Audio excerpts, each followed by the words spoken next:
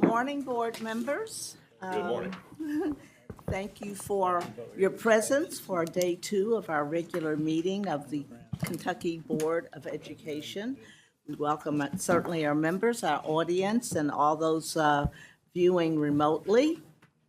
To any members who will be participating virtually, which I don't think is the case at the moment, but in which case we would remind them they need to remain, keep the video streaming and remain so for the duration of our meeting. So let's begin. Please call the roll.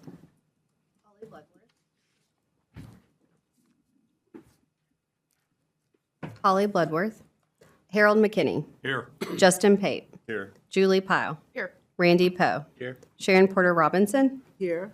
Lee Todd, Here. Steve Trimble, Here. Diane Woods, Lou Young, Here. Harper Blake, Here. Alfonso de Torres Nunez, Here. Secretary Jamie Link, President Aaron Thompson. Chair, you have a quorum. Thank you so much. I do want to just alert the board and that we are absent some members due to illness and one due to travel, out of the country travel. Let's begin this meeting with some good news. One of my favorite parts of our agenda. Dr. Todd, will you talk to us about some good news, please? I will certainly do so.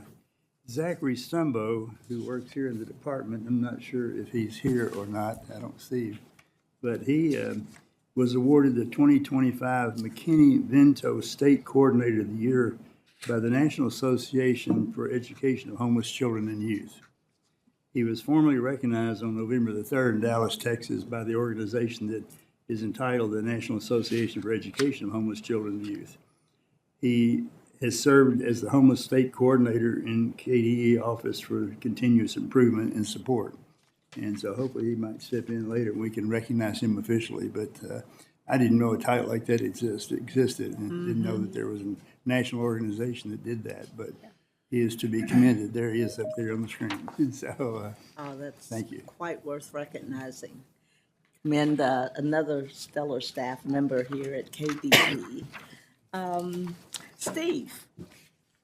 This is one amazing story. I think you'll agree when you hear it. Barron County teacher created prosthetic hand for his student using school's 3D printing lab. Wow. About 4 years ago, Red Cross Elementary School teacher Scott Johnson noticed one of his kindergarten students was wearing a rubber hand. His student, Jackson Farmer, was born without a right hand. He would sometimes wear the rubber hand to give appearance of having a hand. However, it did have no functionality. Johnson is a science, technology, engineering, art, and mathematics, which is STEM teacher at Red Cross Elementary School in Barron County, and was the 2025 Kentucky Elementary Teacher of the Year, which I'm sure is very well deserved. Last year, Johnson started wondering and researching whether he could create a working prosthetic hand for Jackson out of a 3D printed materials. He communicated with other professionals through the eNaple community, an online global community of volunteers who are using 3D printers to make free and low-cost prosthetic limb devices for children and adults in need. Johnson got in contact with an engineer from Denmark and sent him design files to get his feedback. Once he was ready, it took 25 hours to print the finalized parts of the hand in Red Cross Elementary STEM lab, and about 4 hours to put it together. Prosthetic doesn't require batteries or power. Rather, it is a simple machine powered through the bending of Jackson's wrist. The fingers are attached to the prosthetic wrist by fishing lines and use a fulcrum lever to move.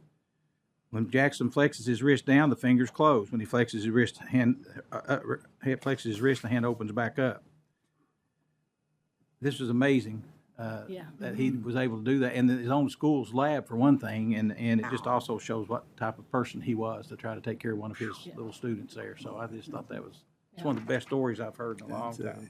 Yeah. If I may add, and now that student's in that 3D printing class in that room and learning how to 3D print.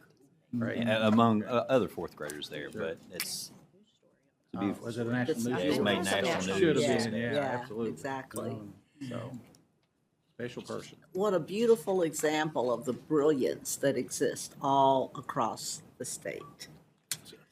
how fortunate we are. Boo, Oh, you have yes. some good, I know you're I just do. captivated I know, by this it's story. Now amazing. tell us Now, another. look, here's another captivating story. There's our friend Preston. We talked a lot yesterday about NASB, the National Association of State Boards of Education. You may recall that they held their annual conference last year in Louisville, and Kentucky was a big part of that. This past October, it was in Dallas, and Julie and Sharon and I were able to attend, along with our very own Preston Graham, who was recognized as the NASB Distinguished Student Service Award. And I was able to nominate Preston for the award, and it was established in 2023. So he's one of the original recipients of the award, and his dad came to Dallas with him. There was a host. Austin. I keep saying Dallas. Austin. And there was a contingent of student board members there, and they worked just like the whole time. They were giving presentations, they were answering questions. Grown-up board members were peppering them with lots of information about how they could start their own student membership on their boards for the states that don't have them. Graham. Preston is a senior at Woodford County High School. He served on our board just prior to Harper, from July 1, 2024 to June 30, 2025, and he still serves on the Commissioner Student Advisory Council. Preston connected with students across Kentucky, bringing their voices and experiences to board meetings and even to the Kentucky General Assembly. During the 2025 legislative session, for instance, he gathered input from his peers on a bill limiting student cell phone use in schools. He shared that feedback with us at the board as well. So he was a perfect candidate for the award, and we were delighted that he was recognized for his service. And one of my favorite things about him in his NASB circles, NASB also has a student advisory group, and Preston's been really active in that, and he always talks about vibrant learning. So all the kids now are starting to say, oh yeah, vibrant learning. Vibrant learning. So he has been a great ambassador for us, and congratulations. Hasn't decided yet on where he's going to go to college, but he did happen to have a perfect ACT score, so I think he'll have options. And it's in the direction of engineering, Lee. There you Yeah. go. Yeah. So congratulations to Preston. Harold. Yes. 2 Kentucky students among 161 high school students across the U.S. who have been named to the Presidential Scholars Class of 2025. This comes for their accomplishments in academics, the arts, and career and technical education. The 2 folks are Maya K. Davis of Paul Lawrence Dunbar High School in Fayette County, and Palmer M. Schmidt, the Craft Academy for Excellence in Science and Mathematics at Morehead State University. Of the 3.9 million students that graduated from high school this year, more than 6,400 qualified for this award based on outstanding performance on the SAT or ACT or nominations made by the Chief State School Officer and partner recognition organizations, and these 2 made the cut. That is Right. incredible, guys. That is incredible. So much to celebrate. Julie. So this is one of my favorite times of the year. So Spencer County educator Michelle Gross was named the 2026 Kentucky Teacher of the Year. Michelle Gross, a mathematics teacher at Spencer County Middle School, was named the 2026 Kentucky Teacher of the Year during a ceremony in Frankfort on October 7th. Gross has 22 years of experience teaching math, including 20 years in Spencer County. She teaches 7th grade math classes and a gifted and talented class called The Academy, where students pick a subject area to dig into deeper.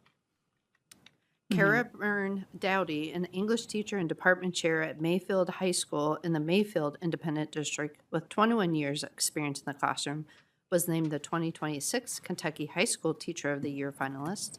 And Melanie Howard, a dedicated special education, moderate and severe disabilities educator at Corbin Primary School in the Corbin Independent District with 21 years of teaching experience, was named the 2026 Kentucky Teacher of the Year elementary school finalist. Congratulations to all our Teacher Achievement Award winners.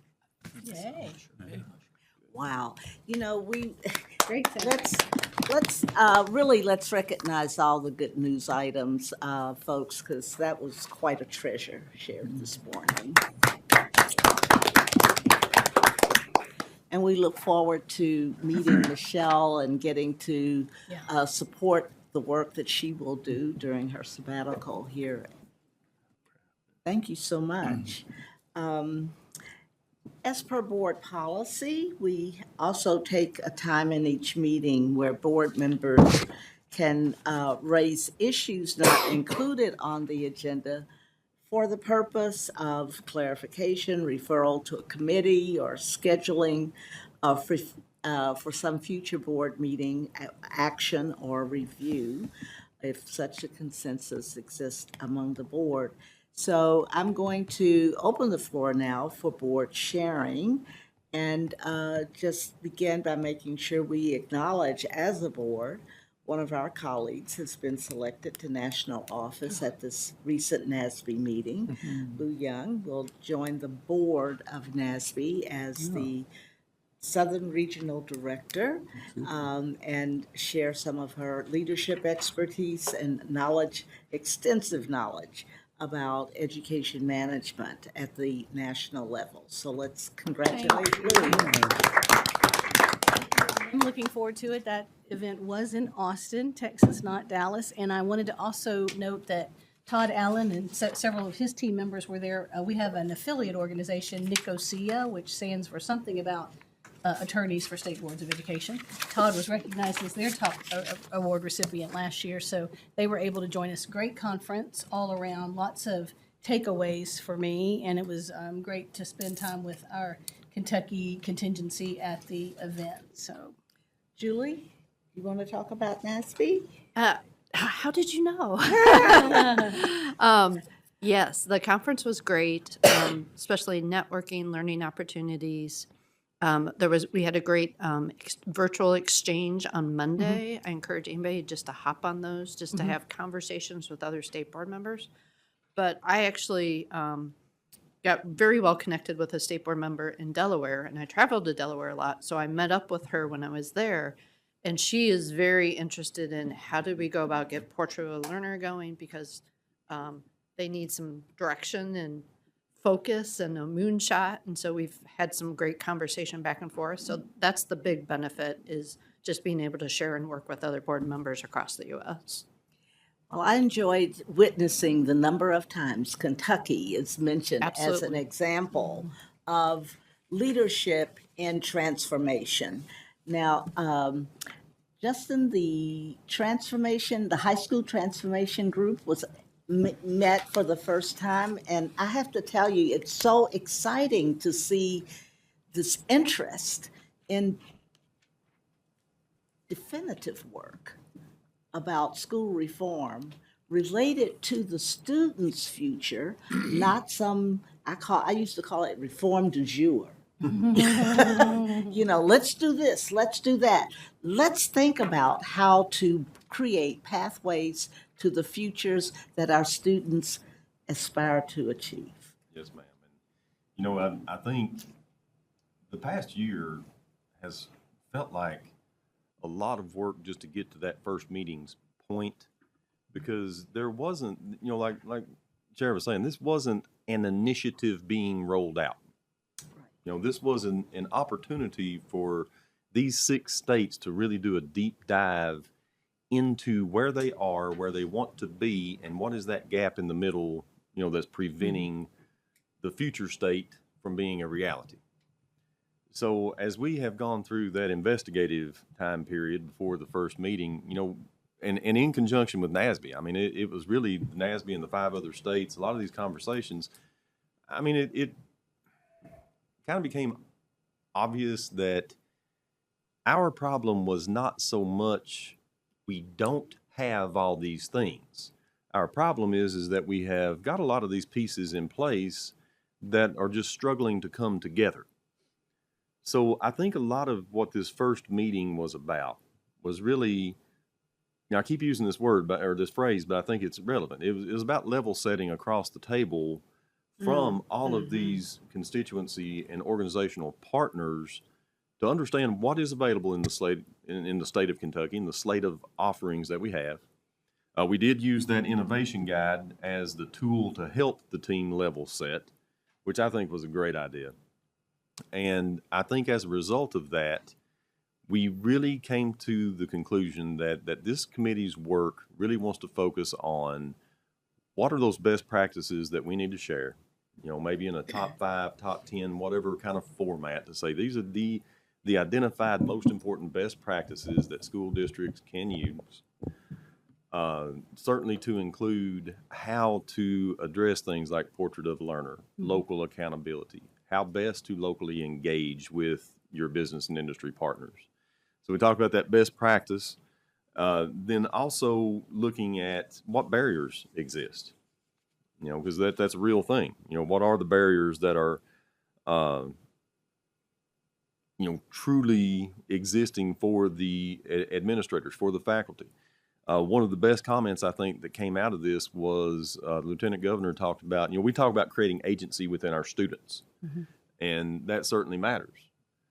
But, you know, her as being a former classroom teacher and administrator, she said, you know, we also need to really focus on what's the board, what's the legislature, you know, what's the Kentucky Chamber, you know, what are we doing to create agency for our teachers and our school administrators?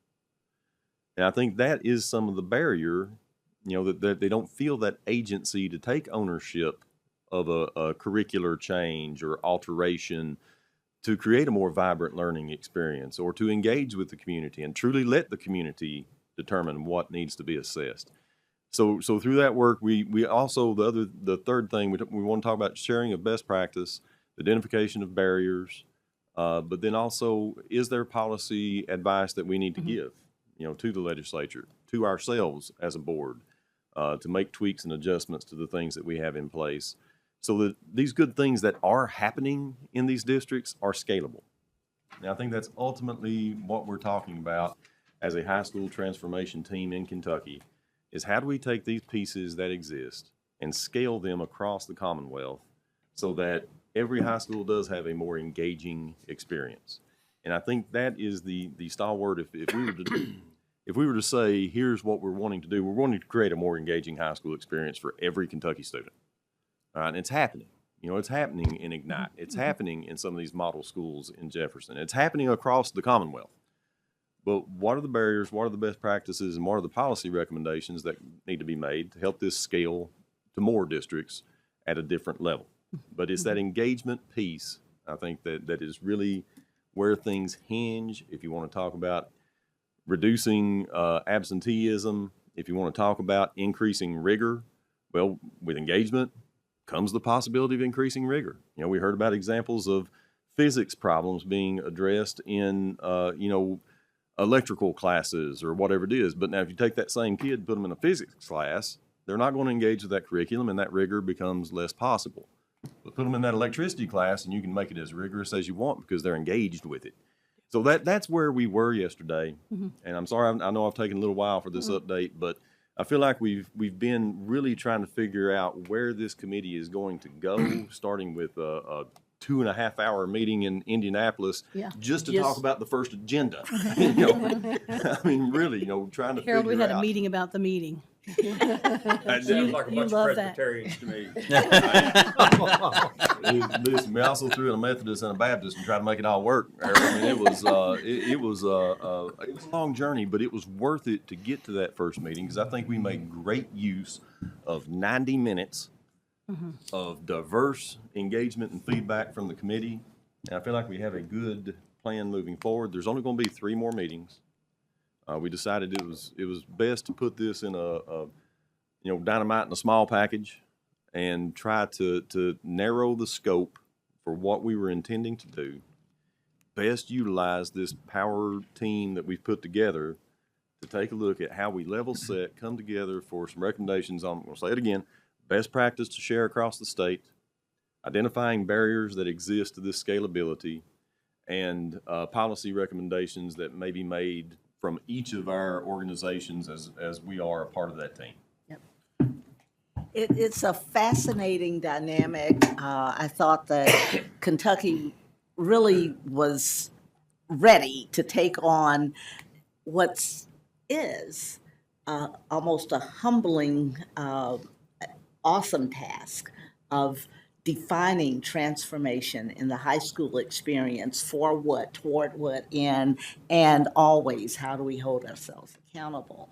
But we have assets to bring to this process. I think that's why we were selected. And I I agree. believe we got an engineering problem. That, you know, it's fitting the pieces together to build the engine that we need to go forward. Randy? To piggyback on that, some of the districts, I had the pleasure of visiting Nelson County in the UP program that they're doing that is leading this particular work. They had a celebration meeting of their UP Foundation. I was able to attend, was invited. Had 250 people there, raised I think it was $500,000 to support their program. That's on top of 200 and some thousand last year.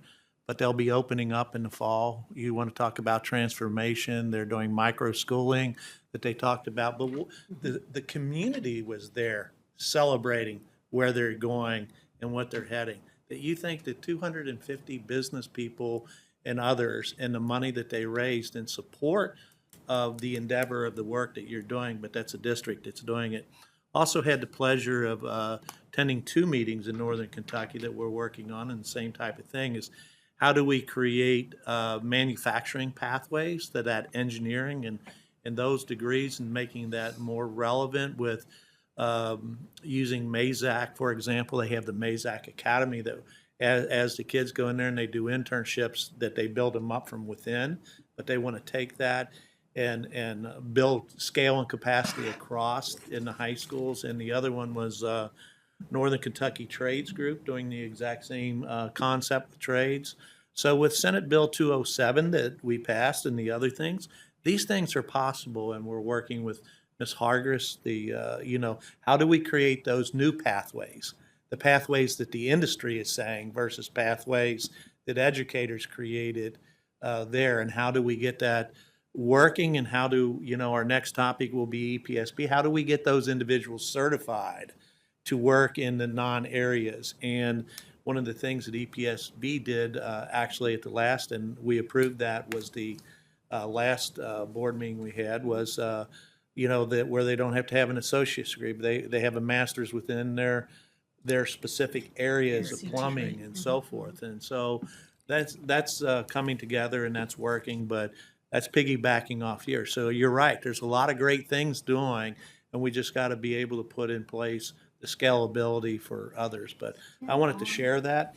But I also wanted to share something that our board chair asked me to share yesterday. I'm not sure, but to remind you about SBDM. So I'll let you take the conversation from there, because I'm not sure what I was supposed to share except for bring that topic up for you. Yeah, I don't want to dwell on it at this time, but I do want to put a pin in this question of reviewing the SBDM, the site-based decision-making councils. I think we should have a review of their authority. I read the newsletter from time to time, so we have access to information about what is going on. But I'm wondering what we might do to inspire the SBDM function to become more advocacy-oriented and less oriented to school administrative and managerial decisions. So I think it was a tool invented at a time when we had no experience with SBDMs. And so I'm wondering if we might turn some attention to assessing the health and the do we know what they need, and are they getting what they need to truly serve the interest of the students in that school? The interests of the students and those who work on behalf of the students. That was what we were looking for, and I think we got a lot of that. And then there's been some mission drift. I suspect that's my bias, but assuage my bias or confirm it. Let's see that they are in good health and ready and able to serve as important allies in our mission to get this accomplished.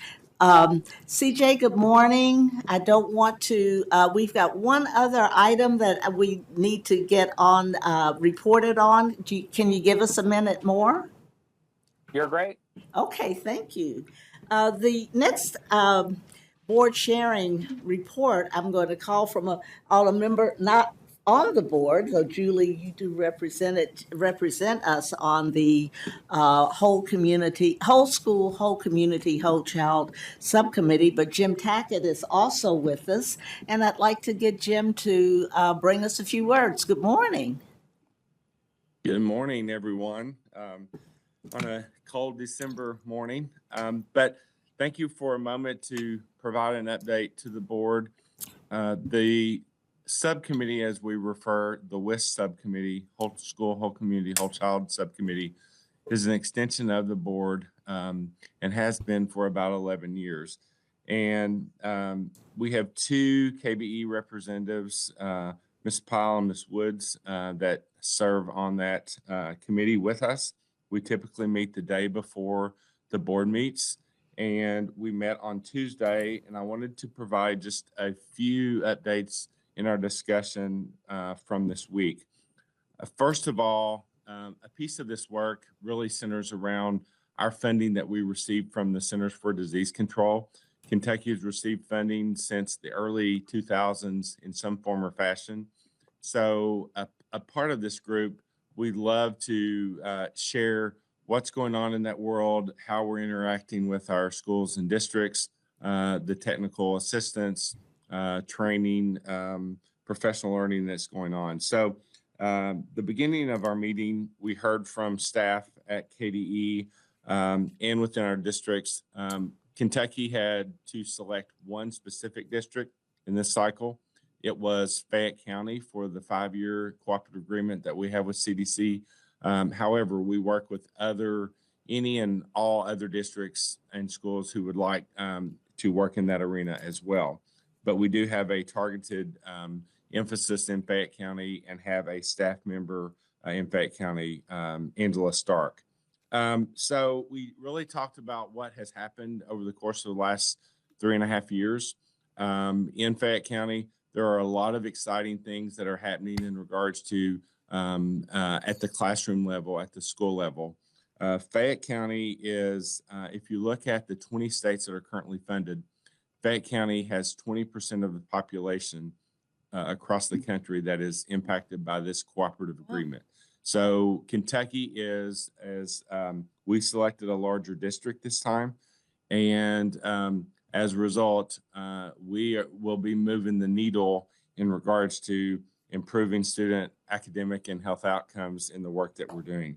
So very, very sizable number of or amount of impact that we'll have in this cycle.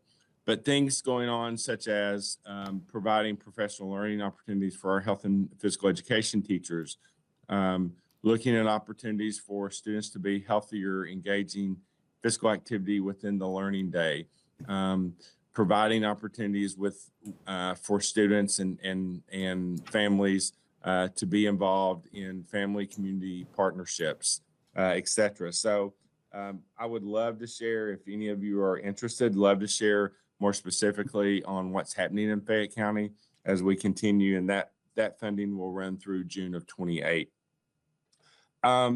Another thing that I wanted to highlight, Fayette County is on board, but we have a group in the western part of the state through Baptist Health Deaconess Madisonville, and each year they receive funding through the Rural Delta Project, but work extensively with more than 120 schools in that part of the state around health and physical well-being of our kiddos. And Kentucky was acknowledged and rewarded as being number 3 in the country in regards to the number of America's Healthiest Schools Awards this in 2025. And Fayette County themselves had 8. Last year they had 1, so they are on the uptick as well. We had 135 schools that were represented and recognized across the country, across the state, with 15 of those who were awarded in 9 categories. So this is a very competitive and a lot of work that has to be documented at the school level. So we're proud to say that we had 15 schools that reached that all-star status, and we continue to look at increasing those numbers each year. Another piece that we talked about on Tuesday was that around family and community engagement. And KBE member Powell talked with us, shared some research around family engagement and the importance of making sure that we provide authentic opportunities for our families, our parents, to really hear what they need, the questions they have, and how can we engage them as a part of our work within the school, whether we're talking about curriculum, we're talking about health, we're talking about other areas in which they have a concern on their child. So it was a very rich discussion in regards to, are we keeping those pieces in mind when we ask families to be engaged? Is it lip service, or are we truly trying to engage them and listen to them as well as partner through that process? And the final piece that I wanted to mention is this is not only multiple folks from within KDE participate in this, but we have many other state agencies and partners across the Commonwealth that are actively engaged in the group. And we are losing 2 of our key members in this group. One, Dr. Connie White, who is retiring from the Department for Public Health. She's been an integral part of this work. And then we're also losing Dr. Vestina Robbins at the Department for Behavioral Health as well. So we wish them well. We encourage them to continue to participate when and if they can. But we were excited to have them and to be integral parts of this committee. The last thing I will say, we will meet on February the 3rd for our next meeting. If any of you would like to join us, please let me know. Be happy to include you. It will be a virtual meeting as well, but some great things coming out of this subcommittee. So thank you very much for the opportunity to share. So Jim, Julie, and I would say to Diane, thank you for your work on this important subcommittee. I'm hearing a lot of data that needs to drop into our tool for collecting evidence about our collaborations and the outcomes of these collaborations. And so it's a delightful report. Thank you so much, and look forward to next time. Chair Robinson, I'll just jump in 10 seconds to add that on November 17th, I was able to stand in for Chair Robinson to represent the board at a meeting of the Pritchard Committee. On the Monday, the kicking off of the Family and Community Engagement and Education Week, and to recognize the family-friendly schools, 100 of them, preschool centers and schools that were recognized this year. More evidence. Yep. When is that? That was on the 17th of November. We I meant, when are now they gonna welcome recognize CJ Fryer, They already did that. to give the report from the pardon me, Education Professional Standards Board. This is a very intentional collaboration that is so rich in content and I think rich in impact. CJ, welcome. Thank you for joining us. Are all your Thank you, students Chair. behind you there? So I was going to say, first of all, Chair Snell, I'm sure says hello, as well as her awesome second period math students who were so excited to say hi to you guys last time. I'm actually teaching an introduction to education course right now, and my students are actually in the process of wrapping up their required observation hours for NKU's College of Education. So they are actually in a handful of other schools. classes down the hall. Yes. So I'm in an empty classroom, sadly, right now, but know that my students also say hello to you. But yeah, hi to everyone, Chair Robinson, Vice Chair Young, Commissioner Fletcher, and all of our amazing Kentucky Board of Education members. Hope you're having a great day today. Thanks for having me. I do want to say real quick, just a little plug on the class I'm teaching right now. Even though I don't have these great students in the room to say hi to you, I am hopeful that similar classes to what I'm teaching that are happening across the state in our teaching and learning career pathway, alongside all the incredible work that our Educators Rising chapters are doing. I really hope that is helping recruit the next generation of incredible Kentucky educators.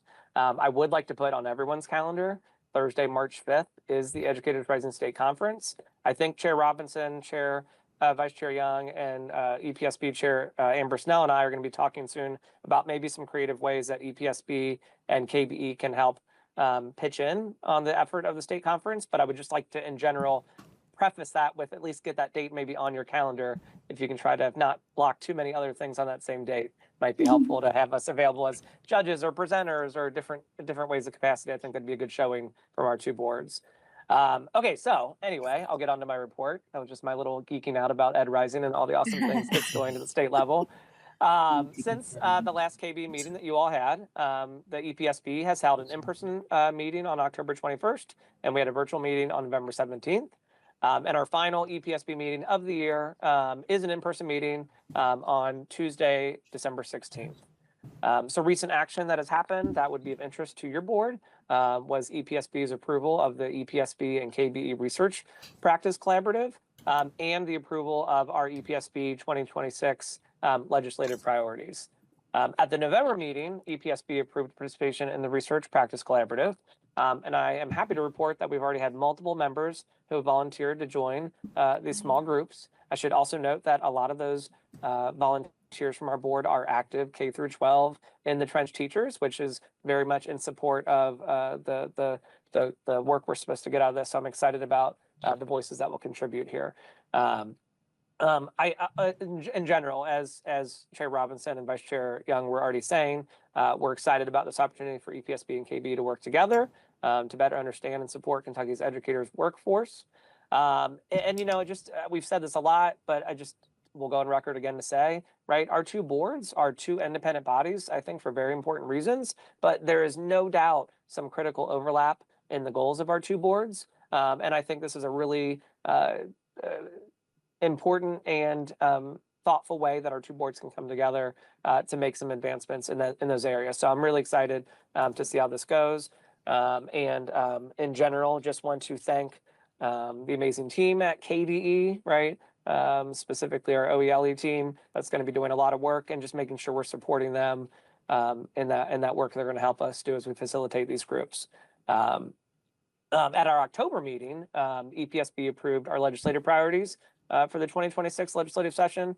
And I got to say, we just had some incredibly thoughtful conversation as a board around these priorities. I think they're so in line with our EPSB mission statement and just the general state of where education is and caring about our students so much and making sure they have the best teachers in front of them. So these priorities include things such as, of course, ensuring ethical conduct for educators, funding for internships, which we know are so important, financial incentives, which can definitely include competitive teacher salaries across our state, any of those incentives that would support entry to and growth in our profession. And then in general, just legislation that elevates the profession, and of course, some just usual statutory cleanup that we recommended. At our October meeting, just as you all kind of this morning, I caught on a little late, but I was so excited to hear all those good news stories. I love that I think that's one of my highlights of your all's KBE meetings. For us, Chair Snell had this great initiative to start a educator preparation provider spotlight at each of our in-person meetings. So we just had our second one of those in October. And it's just a really great way to highlight the amazing work that's taking place in educator preparation programs across our colleges and universities in Kentucky. So we had Dr. Neal, and she provided a amazing presentation on the wonderful things taking place at Lindsey Wilson University. So the EPP Spotlight, for anyone who missed it, it is available on the KDE Media Portal. And Kentucky Teacher also published another article covering their presentation. What's noteworthy that I hope a lot of you know already is that Lindsey Wilson University and Eastern Kentucky University were just two of 22 EPPs nationwide who received the Frank Murray Leadership Recognition from the Council for the Accreditation of Educator Preparation. And that's from achieving accreditation with absolutely no stipulations or any areas for improvement. So that is just an incredible, incredible feat. Dr. Neal, you could tell, was just so proud of her team, as she should be. And it was really just neat to hear about all the great things. So shout out to Lindsey Wilson University and EKU as well for that amazing accomplishment. That concludes my report, but I'm obviously happy to answer any questions that you may have. CJ, thank you so much. It was interesting to participate in your board meeting and provide a report. But I also love the fact that we are really intentional about recognizing the incredible work that is going on within the areas of ed preparation and the important work that we will knit together regarding supporting the education development of a sound education workforce. So look forward to Educators Rising. Other questions, comments? Thank you so much for taking time to join us. You're welcome to remain with us as long as you can, but I know you have students to care for. I'll stay on till the next bell rings. So. Okay, cool. And congratulations on your sweet new Yeah. baby boy. Oh, thank you. Thank He's you so much. adorable. And congratulations to your appointment as well, Vice Chair Oh, thank Young. you. That's amazing. So you all have a great day. All the best, CJ. We now would normally hear from Dr. Thompson and Secretary Link. Dr. Thompson was not able to attend. His report will be put into the portal as soon as we receive it. And unexpectedly, Secretary Link is ill. We always look forward to his reports, but I'm sure his office will provide some content at a later date. Dr. Thompson's report is in the portal. Oh, it's already there? Yeah. Okay. So I was going to mention something during Dr. Thompson's report. So Dr. Amanda Ellis and Jessica Fletcher came up and presented to the Rotary Club of Florence on futurity. Oh, yeah. And there were two great graphics that Dr. Ellis shared that raised some eyebrows in the impact of higher education and additional certificates and things. But the coolest part was at the end, actually, our president walked up to Dr. Ellis and said, "I'm so glad you presented because I have a 33-year-old daughter that doesn't know what to do, and now we have a place to start." But it also ties into Dr. Pate and Dr. Poe's conversation around our pathways, because Futurity actually has the high school pathways for all of our high schools, the colleges. So, you know, as I travel around, I'm constantly commended about what's going on in Kentucky with our longitudinal data with KY Stats, our statewide information system with Infinite Campus, and now we have this awesome new platform, Futurity, that, you know, it just makes me very proud to be in this state.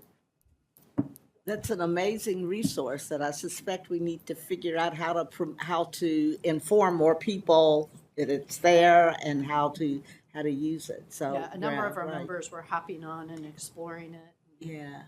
You could see the wheels the start. wheels were spinning. Yeah. In ECTC at the college, we're shifting to Futurity.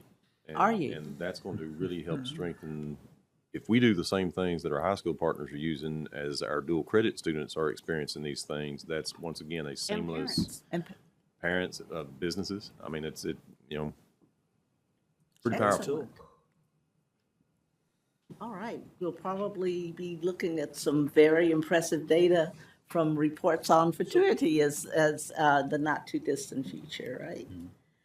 Commissioner.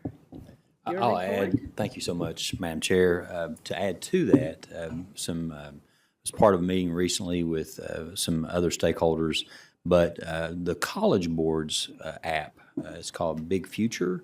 They're working with our folks at CPE to see how those two platforms interface. The Big Future app, and there was no pun intended there, or no collaboration between the two, but the Big Future SAT app is offered for students as a part of their work, and they're seeing how that can interact with Futurity as a part work together. So a lot of collaboration going on there Plus too. ILP, yeah. Plus IOP and things of that nature. So, again, some great collaboration along the lines of what's happening with Futurity. Very pleased to be a part of that work. But also, too, as the Kentucky State School Chief, I was honored to not only be asked, but also to recently serve as a panelist on the Council of Chief State School Officers, CCSSO, and the Annual Policy Forum. During one of the plenary sessions on the state role in accelerated student learning, I emphasized how Kentucky's work to reimagine assessment and accountability systems reflect what stakeholders consistently told us over the past few months and also over the past few years, that growth matters and local voices must shape how we measure and support learning. I value the opportunity to elevate Kentucky's education priorities to other state leaders during the Texas conference. So again, very honored to be asked, but I think that is, again, another testimony of the great things that are going on with our state. Also included on that panel was Illinois, Oregon, and West Virginia as part of that panel.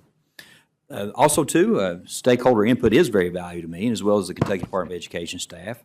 Along with our state mandated advisory councils, I meet regularly with 7 commissioner stakeholder groups. Now, there are 7 that are mandated, but there are, I think, 15 total advisory councils that I'm a part of. So, again, I have some when I can't attend. I do have people that represent me in those and bring back reports, and I'm thankful for that.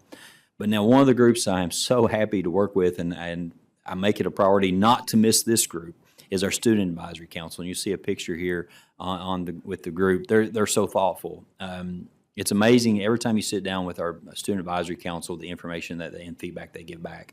As a matter of fact, during our development of our accountability model proposal, these students had tremendous input into that work.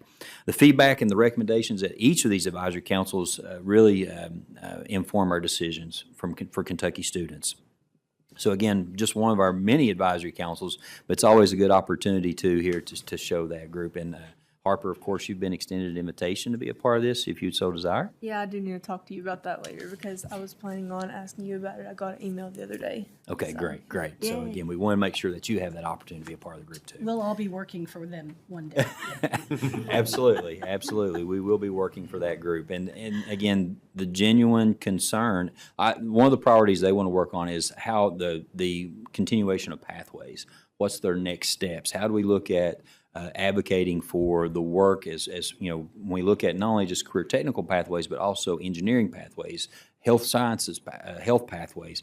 What's the next steps in what they're going to do as a group and how they can advocate for that? So again, a Dr. great Pate, report. we should probably take High School Transformation Network conversations to them as well. So that might be additional, yeah.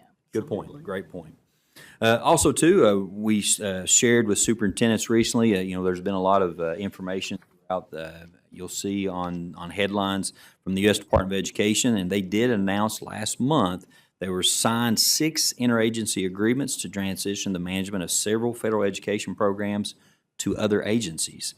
We at KDE are actively monitoring the transition to keep districts informed on how these changes will impact them.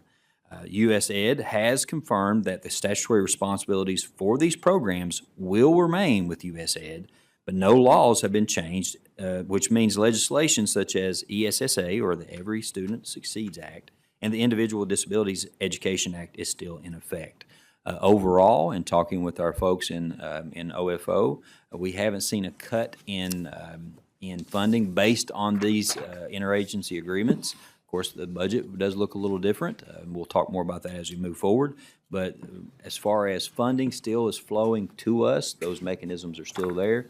It's very difficult for us to often get technical assistance.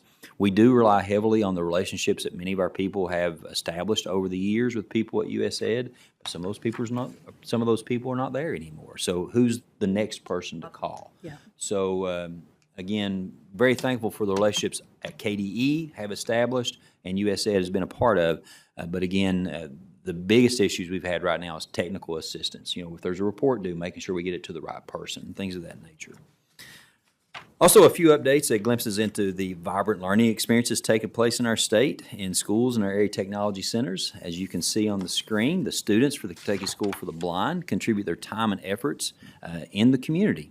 Mrs. Ratter's class is pictured volunteering at the Louisville Ronald McDonald House to help maintain a clean and welcoming environment for families and guests. I will also say that KSB recently opened in their bowling alleys. And to watch, Greta has shared, Dr. Hilton has shared some pictures with those students as they count forward and watching those students bowl and the enjoyment there. It's another one of those things that's so heartwarming. And they're competitive and they love to do that. So my next question is, when's our bowling team start? So when do we have our bowling team with KSB?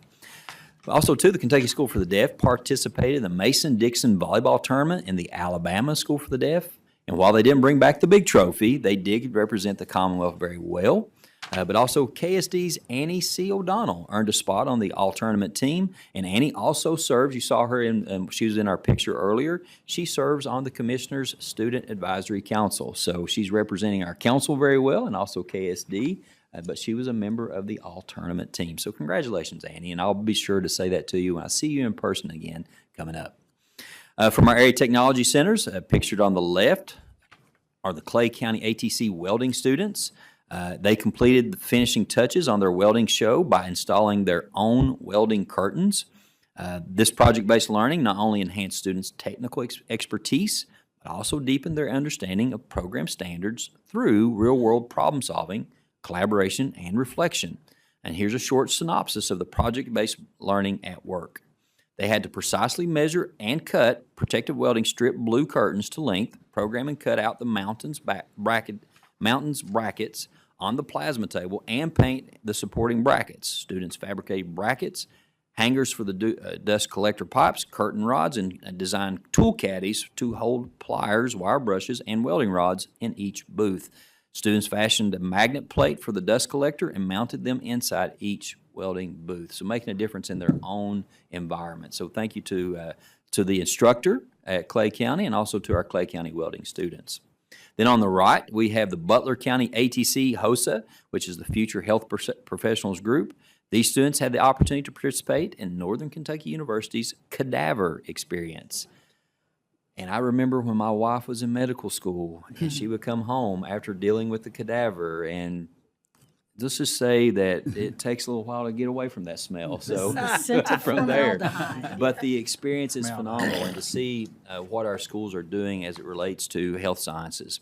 But this experience also allows students to gain insight into the complexity of the human body and the importance of ethical medical practice. As a matter of fact, when I visited Beechwood recently, they have an ethics portion of their biomedical pathway, where they bring in people from the local hospital, from local hospitals to say, is this an ethical practice, and let's debate. And one of the topics that they were handling that evening was, is it ethical to lie to a dementia patient? And so they were talking, to keep the dementia patient happy versus, how do you handle that? So they were presenting some points on that. So to see those type of things going on in our ATCs, but also into our schools and our CTC experiences is phenomenal. But these, as we've said so many times, these experiences matter. They're relevant. These are things that students are seeing. It promotes curiosity, compassion, professionalism, and the future healthcare professional. So very happy to see this, not only in our ATCs, but also in our schools on a regular basis. Jay Robinson, this concludes my remarks. My full report, including additional information regarding the state schools and ATCs, is available in the KBE Meeting portal. Thank you so much, Commissioner. Are there questions or comments following the report? I will say that I'm pondering the ethical question that the biomedical students were contemplating, and I guess when you get to a certain age and stage, some questions become more relevant. Well, and I'll share this openly. My father is getting into these stages, and some of the questions that he asks, how do you handle those questions? How does that impact him? So each of us probably personally have had experiences like that. And when you first hear the question, you're like, absolutely not. Or at least, but when you've had those type of experiences, it's different. So again, I'm not trying to say, I'm not a situational ethics kind of person, not at all. But again, those are things that I like to see people debate and see what they have to say. Other comments? Thank you, Commissioner, for that report. Let's move now to our review items. And we are going to start with a really, data-driven discussion, looking at the data at a glance. Associate Commissioner Jennifer Stafford, Associate Commissioner Kelly Foster, KDE Chief Academic Officer Vicki Marinelli, and will present this report. We've got a kind of convergence of a lot of data coming at us, board members, and it's interrelated in so many fascinating ways. So, Jennifer? Yes, good morning. And I'd much rather be talking to you about data at a glance than cadavers. And so we're happy to be here. Thank you for the opportunity. In today's presentation, we're going to outline and provide an overview of the assessment and accountability data for 2024-25. We're going to highlight some efforts that Dr. Foster's office is supporting toward continuous improvement, and Chief Academic Officer Marinelli will outline some initiatives that are happening statewide. So our goal for today is to provide an overview of the challenges, the progress that we've made as a state, as well as continuing with our statewide efforts and providing strategies that we're moving forward. So we're going to start with NAEP results from 2024 and then move forward from our state assessment as well as school improvement and the quality of teaching and learning.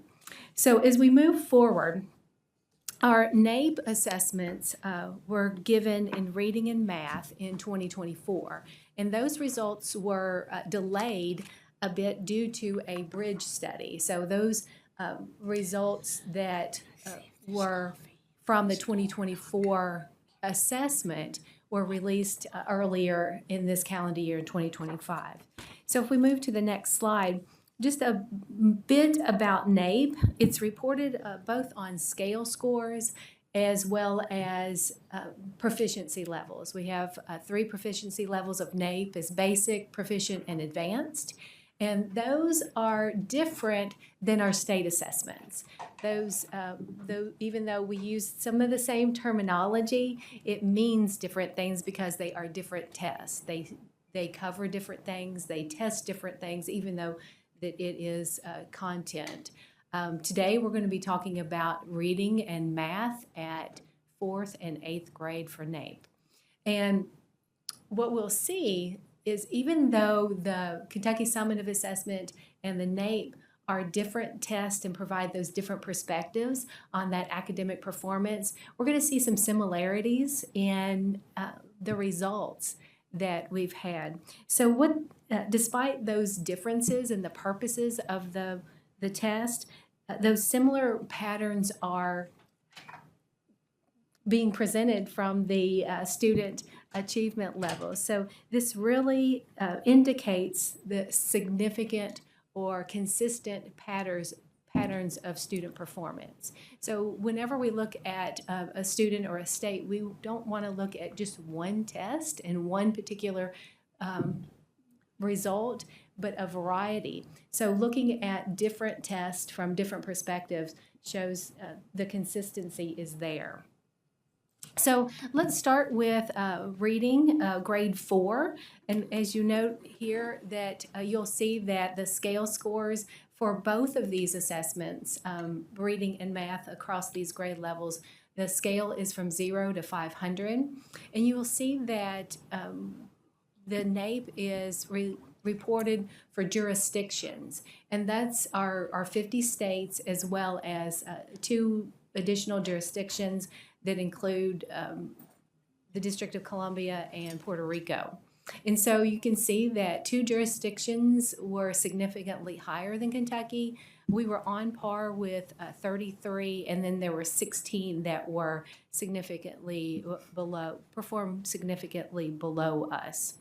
If you'll move to the next slide, you'll see that with grade 4 reading, Kentucky has consistently outperformed the national average. You can see the gold line there as opposed to the darker blue line, which is the national results. You can see that in 2015, both the state as well as the nation began decline. I'm happy to report that the nation, although the nation continued to decline, that Kentucky did increase and continue to, it increased, whereas the nation continued to decline. The next slide, if we look at math grade 4, you'll see again that 5 jurisdictions were higher. We were on par with 34, and 13 scored significantly lower than Kentucky. If we move to the next slide. Can we ask questions as we go, or on NAEP data before we go into some of the rest of the reports? I guess I see those trends, but in digging in the data, the last time that we had a NAEP report, not here, but a year or so, 2 years ago, whatever it was, we had that, but I guess this is at a glance.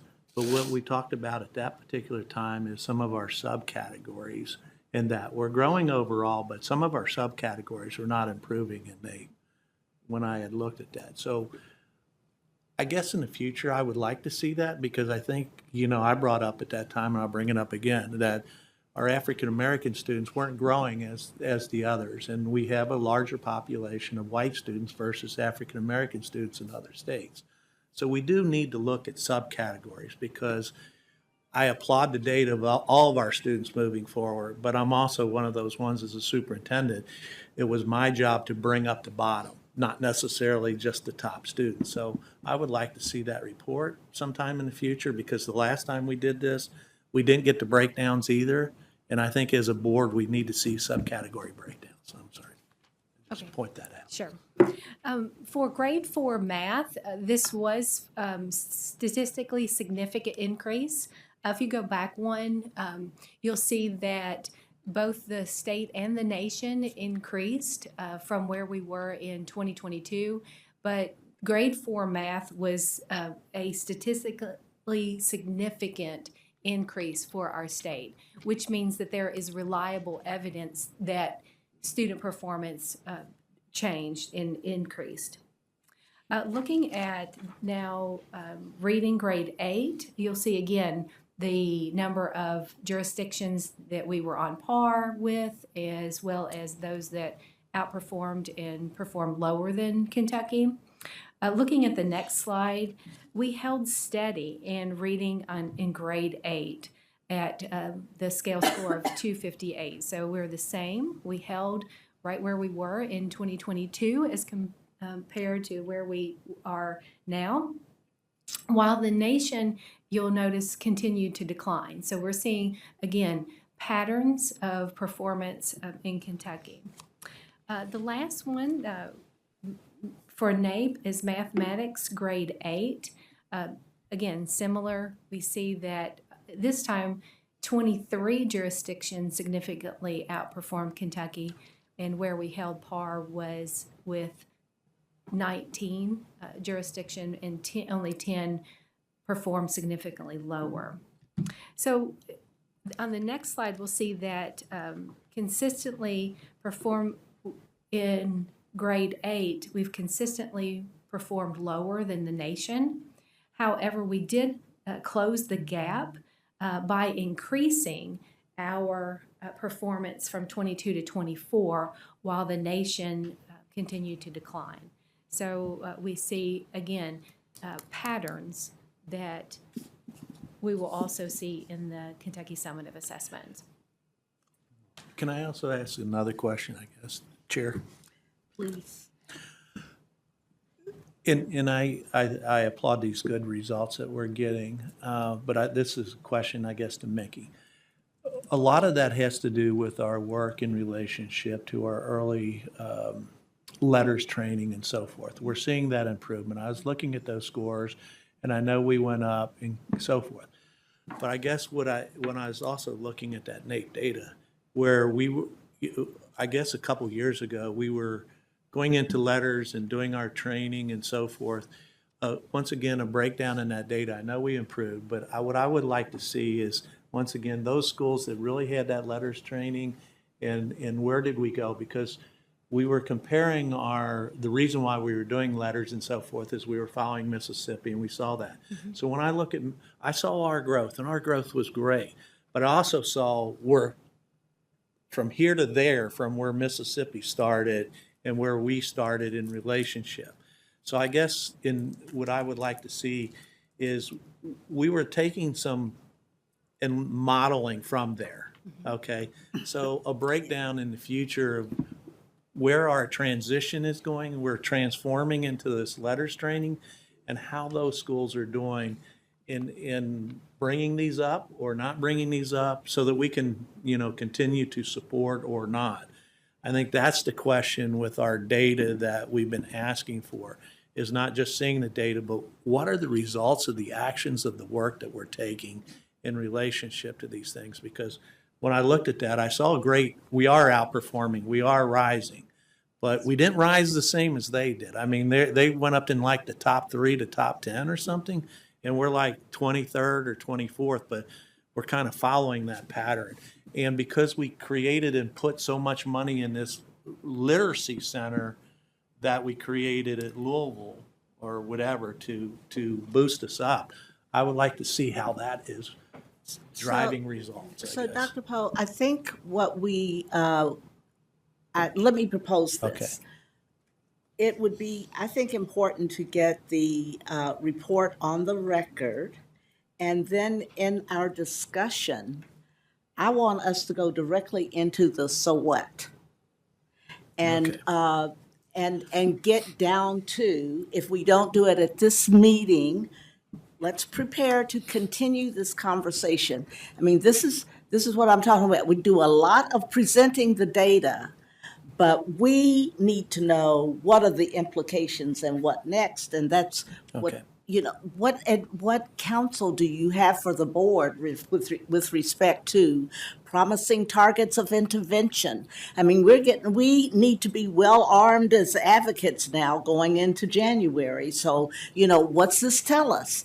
And what do we suggest to our community leaders, our colleagues in advocacy, our professional community? What is the, not, take the pat on the back, because Lord knows we've earned it. And it is, it's good to see we're moving the needle in the right direction. What do we do next? Because now we've got some inspiration from these results. So let's kind of get the presentation on the record, but understand we want to go underneath the results and understand our direction subsequent to this report. Is that fair? Absolutely. Does I'll that be get it? quiet.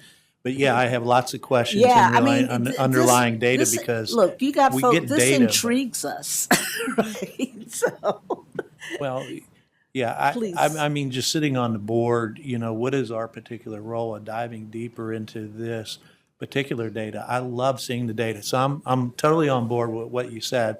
So I hope we then, I guess, put that on a discussion session, because I have lots of questions about all this data on a glance, because it looks good, but I like digging deeper, and I like the so whats, I guess. I don't like just presentations, I'm sorry, because that's not how I operated in the past, and no business do we just say, okay, here's the great results, but we're not going to work on the other things. So I appreciate it. I take your point, and I Okay. do believe I that we are all well served with a, kind of, here's the foundation, here's the backdrop.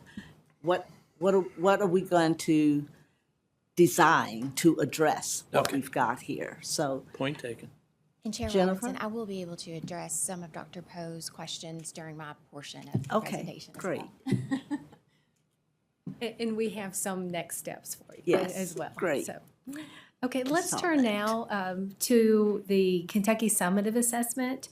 As far as the release, it was released under embargo to our districts on November 17th. It went really smoothly, thanks to the amazing team that we have here at the Department of Education and the Office of Assessment and Accountability, and the other offices across the agency that worked really hard in a cross-agency team that prepared the school report card that helped make this a smooth public release that was made available on November 19th.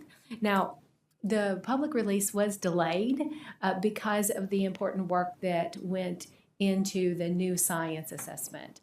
There was a new science assessment given in 2025 to our students in 4, 7, and 11, and we needed to bring in educators and subject area content experts to provide updates to that assessment, including standard setting and PLDs, performance level descriptor updates. So we needed to take the time to update those along with the new assessment. So that's a little bit later than we have been in the past for releasing our data. The board received the aggregated and disaggregated assessment and accountability data for all schools and our students and student demographic groups. And so just looking at the highlights for our assessment, or let's start with accountability. We saw increases, again, in elementary schools, saw a rise in the highest colors of yellow, green, and blue from 24 to 25. Middle schools showed a notable increase. Actually, it nearly doubled in blue ratings from 27 to 55. High schools saw a sharp drop in the lowest color ratings of red and orange in 25 to nearly doubling from 25 to 46 in 2025. And again, that all student group showed a partial recovery across all grade levels. So if we look at elementary, middle, and high school, and this trend was mirrored in several of our student groups across those content areas. Looking at the next accountability slide, we see that high schools also received the highest color rating of blue increase from 74 to 119 and 25. And then that post-secondary indicator of the 226 high schools, 125 had either high status or level, or a increased or increased significantly change level. So that's very notable for our high school performance in that post-secondary readiness. Looking at the assessment data on the next slide, reading percentages for proficient and distinguished students increased at every level. So elementary and middle schools increased by 2% and high schools by 1%. We saw the similar pattern in math, where the percentage of proficient and distinguished students increased again at every level. Elementary by a percentage point, middle school by 2%, and high schools by 5 percentage points. And then across all grade levels, elementary, middle, and high, performance in reading and math is trending upward and reaching the highest levels we have in the past 4 years. Now, as Dr. Poe noted, these are improvements, and we made those in several areas. And we did see rise in many of our student demographic groups, but we do still see those persistent gaps in achievement level with some of our demographic groups. So that is an area that we need to continue. We celebrate the successes that we have, but also note that there's more work to be done. At this point, I'll turn it over to Dr. Foster for school improvement efforts. Good morning. Morning. So I'm going to walk through some data with you and also talk to you about what my office has been up to since the release of the report card on November the 19th and what our schools will be doing over the next semester. So the next slide, you will see the federal identifications. We had 53 schools that were identified for CSI, 39 schools that were identified for targeted support and improvement, and 102 schools that were identified for additional target support and improvement. And let me spend a little bit of time on each one of those categories. So this is the first time that we have identified since 2022. There were some legislative changes in 20 that prevented Kentucky from identifying CSI every year to once every 3 years. So our last identification was in 22, and this year we were able to identify CSI again, and that is the bottom 5% of schools by level. So bottom 5% of elementary, bottom 5% of middle, and bottom 5% of high school, and that brings us to the 53. The TSI identification, that is every year, and that is a school that has a certain student group performing as poorly as the bottom 5%. And then the ATSI identification happens once every 3 years, and to be identified as ATSI, you had to be TSI the year before, and then you're still TSI and you hit that ATSI identification. So that's the highlights of what those are. And now I want to talk a little bit about the supports for these schools moving forward. So next slide, please. So on November 24th, we invited all of the principals and superintendent or his or her designee to Frankfurt for an orientation about what it means to be a CSI and what sort of support you're going to start receiving. So we had a morning session and an afternoon session. All of our schools were represented, and they all had central office representation as well. And we walked them through what the federal definition is, and we also walked them through what supports they'll receive from my office while they're CSI. One of the first pieces of that support is the education recovery staff members. And so at the training that day, their education recovery staff team that is assigned to them sat with them during the orientation so they could go ahead and start building relationship with them. And those education recovery staff members reported to their building on Monday, December 1st. And they lost their momentum because everybody had a snow day on December 2nd. But they are there. And so what the education recovery staff members are going to really focus on between now and the holiday break is getting ready for that diagnostic review. Kentucky has been a leader in school improvement for many years. And one of the things that I talk with other states about is the diagnostic review process. So when a school is identified for CSI, we go in with the team of educators and based on Cognia's standards of improvement, evaluate their school. Not to point out what's necessarily wrong, but where they are, what structures they have in place, what systems they have in place, how they're targeting those students that are not on grade level. So all of these schools will go through a diagnostic review, and those start the week of January 12th. And we will do anywhere between 5 and 8 diagnostic reviews a week, and those are scheduled through the month of January and the month of February. So if you have any connections with the snow gods and goddesses, we do not need bad weather. But that diagnostic review will come back, and the education recovery team will work with the principal and his or her leadership team to develop a turnaround team. And that turnaround team will be key leaders in the building, not just principals and assistant principals, but also guidance counselors, lead teachers, representation from central office, and could even be community members. And that turnaround team is going to develop a turnaround plan based on the results of that diagnostic review. And the diagnostic review will typically have 1 to 2 improvement priorities that we think, this is what you're going to get the biggest bang for out of your buck, what you need to focus on, what systems you need to build, what type of interventions you need to start in your building. So they'll develop that plan. There will be evidence-based practices included in that plan, and then it will be monitored through a 30, 60, 90-day plan. In July, those schools will be eligible to apply for federal school improvement funds. And so over the next 18 months, the education recovery staff will work with the school and the central office staff to implement that plan and monitor and make adjustments as needed. So we are super excited that House Bill 298 brought us back to identifying every year, and that work has started with our new schools.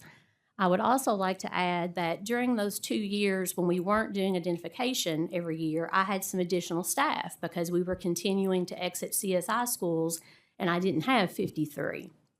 So the past 2 years, we kind of did mini diagnostic reviews with our TSI schools. And I'm extremely happy to report that over the last 2 years, we had 24 schools that went through that mini review process and that received assistance from the education recovery staff that didn't turn out to be CSI this year or even TSI. And so one of the ABRs that you all move forward is around for school improvement funds, because there are no state dollars awarded for school improvement. We do all of this with federal funds. So I'm hoping maybe that ABR will get some traction, so I'll be able to have people continue this year to work with TSI schools and ATSI schools. And I think that's everything I have for you. So Kelly, 2 questions. Are the SBDMs typically involved in your in review of the turnaround plan and consultation around the turnaround plan? So part of the statute and regulation is when a school is identified for CSI and they go through that diagnostic review. When I deliver the results of that review, the SBDM loses their authority, and that authority transfers to the superintendent. Okay. But what is also required when that site-based council loses their authority is that an advisory leadership team is created. And so typically, the advisory leadership team acts like a council. You know, it's parents, it's teachers, community members, making decisions and recommendations about the day-to-day work of the school. And so we're also, during this process, trying to build the capacity in that advisory leadership team, because when the school exits and the turnaround team leaves, we need that advisory leadership team to have the capacity to continue the work. And the second question, I guess we want to know who and where we're making any progress on closing the achievement gaps among the TSI schools that have exited. What are we looking at in terms of our vulnerable populations? And that is my next task. We have been covered up since that data came out on November 19th to get our schools in for orientation, get the staff out there. And so I have staff right now looking at where are our biggest gaps around TSI and ATSI. Okay. On Friday, my office, Mickey's office, and Dr. Greta Hilton's office will be doing webinars. In the morning, I believe, is with the TSI schools, and the afternoon is ATSI or vice versa. And basically, we are educating them on what it means to be TSI or ATSI, and also sharing with them the supports that we have for them. If I may. Yes, please. First of all, I want to congratulate your team. The 24 identified groups that you worked with that would, I think you said, were TSI, or with that help from your group, your team, were not identified as CSI, which means there was a lot of great, strong work going on there. So that is a great data point that supports the need for that ABR. So again, thank you for that, and thank you for bringing that out. Yeah. Can I ask a question since you're, okay, sorry. What triggers a CSI? Your overall scores in the bottom 5% of elementary, middle, or high. Randy? Yes, I guess with this data, and great job on those 24, I agree with you, they're moving. Can you let us know in the future of those, because, you know, this report has 194 schools that you got to work with. And how many of those were schools that you've had to work with in the past if they fell back down, or the 24 that moved up? Because out of 194, I mean, that's a tremendous amount of schools to have to work with. So I'm just looking, as you said, capacity and scalability, that those 24, what moved them out, that we had so many dropping down in that 102 category. And how many of those are in the same districts from past? So if I'm working with one school and they're improving, because you've improved those, I know that, did another school in that district fall, and is it not transforming across districts? Hopefully it is, but So one of the things that we're required to do federally is identify districts with a significant number of schools that fall into all of those categories. And there are additional requirements those districts have to do if they have an additional number. But just for clarity, I only have staff working daily, now in those CSI schools. The last 2 years, I could have staff in TSI schools because we weren't identifying every year. But now, we are. So unless I get that ABR, it's going to be less support for our TSI schools. right, and so it's like, okay, we're identifying you, but we're not going to be there to help. And technically, in the federal law, it is the district's responsibility to provide the support for the TSI school, not the SEA. But obviously, we want to help as many schools that we can. Right. I just like to see an improvement, the numbers that in a district, if a district is not performing their capacity to help a school. I mean, I know that's part of the process of removing here, there, and there, and I think we've only removed maybe 1 or 2 in the past at a district level.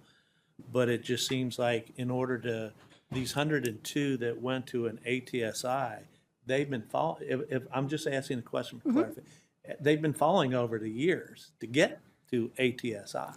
So if they they haven't made improvements after they've been identified. So if they were identified as ATSI this year, they were TSI last year for sure, and this year. Yeah, so we had a good 24 that improved out, but we had a whole lot that went the other way that need some kind of help, right?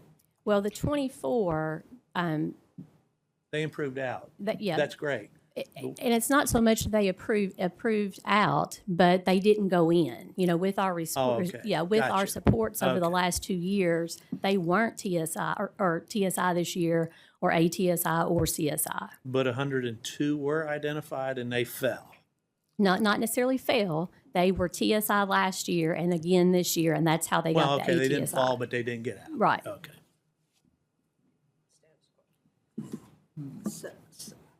Nikki, are you next? I am next, yes, thank Okay. you. So I'm going to talk a little bit about the teaching and learning that's happening across the content areas that are reflected within the Kentucky Summit of Assessment scores we've just discussed. On the first slide, I wanted to start with literacy, and my so what, Chair Robinson, involves a bit of the funding disparities across these content areas. And so we are doing everything we can with the dollars that we have, but it's not going to be the same across the content areas that I'll discuss today. So this one to start is the large umbrella that encompasses Kentucky Reads to Succeed. We do have $11 million per year that goes into this early literacy space. And so that funds on the one side of that umbrella our reading academies, the professional learning, the network support that's in place for systems specifically connected to evidence-based early literacy instruction. On the other part of the umbrella, that is our coaching model, and that's the ABR we've requested to be able to expand the number of coaches who are supporting schools across the Commonwealth. But I did want to mention, this policy went into place in 2022, and Dr. Poe, you mentioned Mississippi. Well, their legislation went into place in 2013, and their NAEP results were celebrated almost a decade later. And so I know that that is not the timeline we want for Kentucky. Right. We want to see the results immediately, and I am right there with you. But these sorts of efforts do take time, and I'm going to speak a little bit to that as I go along as well. If you look at the next slide. Thank you for that slide, Mickey, with the links. Yes. That is so helpful. These jumble in my brain, so thank you. Very Absolutely. And it's jumbled for many folks other than us that are like eating, sleeping, and breathing. And so I hope that those will work for you. Right, and look, Yes. they're all hot linked. Yeah. So- Oh, gosh, I didn't even recognize. Yes. So on this next slide, I'm going to focus a little bit on the Kentucky Reading Academies. And so we were able to utilize our ESSER ARP funding. We had $10 million for letters training that we have just now are in the process of fully expending those funds. So moving forward, we will need to be dipping into our state level Read to Succeed funding to sustain our supports around letters professional learning. And you'll see there with this most recent cohort, we've had over 7,000 K through 5 teachers and administrators participate, which is, it is truly something to be celebrated because as we've talked about before, this is a 2-year extensive professional learning. And you can see there in that second bullet across all cohorts, so a pre-assessment for each of those individuals would place them at 65% on the content and knowledge of the learning that happens over the course of those 2 years. At the end of that 2-year process, upon completion of 8 units, it has gone from 65 to 95%. So the learning is making a difference for those participants. You can see there our third-party evaluator just in much of the qualitative data that was expressed. And then they also have a sort of separate standalone content test that they give to people, the survey folks who are willing to do that. And it demonstrates increased confidence, increased application of the knowledge of letters, and even increased motivation to implement their high-quality instructional resource because they better understand the why behind the resource and what it's actually intending to do for the student experience. But I do want to say that 7,000 is absolutely to be celebrated, but we have about 19,000 elementary educators across the state. So again, this is going to take time for scaling. And in working with Christy Biggerstaff, our Director of Early Literacy, she and I have had recent conversations that we believe very strongly that we're going to have to give folks additional options beyond letters because not everyone's going to have 2 years to commit to a professional learning due to any number of life experiences, challenges, etc. So we're looking at different options for science of reading, knowledge, and training that would be packaged in different ways to meet educators where they are. And so I think that also should be an option that is marketed and communicated to teachers and leaders beyond just letters as we move forward. But in saying that, we are committed to continuing letters.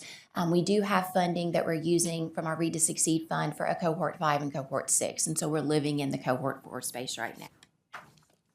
On the next slide, this gets a little bit to the data question around letters for you, Dr. Poe. So our ICF, the third-party evaluation, the only statistically significant data we have thus far is happening in 5th grade. And that makes sense to me because what they're finding is that the student experience is impacted when they have consecutive years of letters trained teachers. And again, we've had 7,000 folks who are at least in process of that, but there are many other teachers that we still need to be able to support in science of reading instruction to ensure that students are consistently getting grade level, high quality instruction in the early literacy space. And so at this point, again, grade 5 students taught by letters trained teachers over at least 2 consecutive years are outperforming their peers. And that trend was also seen with special education students. And so I think that is certainly to be celebrated as well. But when you look at the student demographic data, we see that we have to make greater progress, and that is what we are working toward. But it is going to take us some time. Well, this kind of brings to mind in yet another instance of what is the intervention to close the gaps. It's been years since the National Academy found that 2 years of instruction with a board-certified teacher in a low-achieving community creates I don't know if it's a keystone or a foundation. I don't quite know but something momentous happens on behalf of that student as a subsequent learner. So, sometimes I just wonder, when we go start doing what we know, try some of the answers that have proved or have been highly suggested through the research. And this is kind of confirming that it's in the same basket. So the intervention means high quality intervention in practice. And it should be targeted. Absolutely. And that's on. So expertise needs to be funneled where the most vulnerable students are going to school, right? Absolutely. And that's a great segue into the next slide because. Can I ask a question before you go? Please, to the segue? yes, sir. How much of this is optional versus not optional? So the professional learning is optional. It is opt-in. And Dr. Pate, we've supported that from the beginning because things do change when mandates, when we go from a may to a shall, it changes the tone and feel of the experience. But there must be a balance because ultimately this is about students and the success of literacy and numeracy for kids across the Commonwealth. And so there is a balance, but the beautiful thing that is happening is that we're now able to start elevating the bright spots. So many of those systems where there are multiple trained teachers, where they're participating in network learning, and it's the district and school and those teachers are saying there is a value add to what's happening here, where it's not us saying, from the KDE compliance-based mechanism, you must participate in this. But there has to be a balance. And Well, I think, getting back to some of Dr. Poe's kind of reasoning behind the data, I think there is great value in the may until you have clearly established a data pattern that shows it works to the point of not doing it. Right. But that's It's why becomes a problem. that's why this triumvirate really matters, because Kelly's team, if appropriate, when appropriate, for the bottom 5% of elementary schools, certainly push letters into the conversation and have the authority, the governance authority, to mandate it. So that's another piece of House Bill 298 that we're very excited about. And so this is our first cycle, but now CSI schools, whatever the department says they need for professional learning is a requirement. Yeah. So more to come on that. Yeah. Okay. So, yeah. Alfonso? So, speaking to Dr. Pate, experience many times is much more encouraging for people to do things rather than mandating it. I'm a teacher in elementary, and I'm the husband of a kindergarten teacher who is currently in the letters cohort. Many of the things that I hear her during the trainings and the books and the readings, it reminds me very much of a lot of things that I have done during my education, so much that it really sparked my curiosity. And as a language specialist myself, I just want to go into that, and I have been thinking maybe I need to do this. You're absolutely. And connecting this to a question that I want to ask later on to Dr. Foster. But as an example of the power of this training and how sometimes those positive experiences can turn people into, oh, I really need to do this. My wife recently shared a story with me about how a parent of one of her kindergarten students sent to her a video of this student reading a book in the back of the car, and how the parent was so happy because for a lot of time she was worried that her kiddo might not be able to read because of several reasons, and how this child was reading a book in the back of the car, and the parent was like, I am so happy, thank you so much. And part of that success, it precisely comes because of that letters training. That example has, at least in my role as the teacher member of this board, has allowed me to have conversations with other teachers in other schools about, look at this success. It's not a matter of, do I have to do it? It's a matter of, do you want to join us in experiencing this success that for my wife, it looks like this.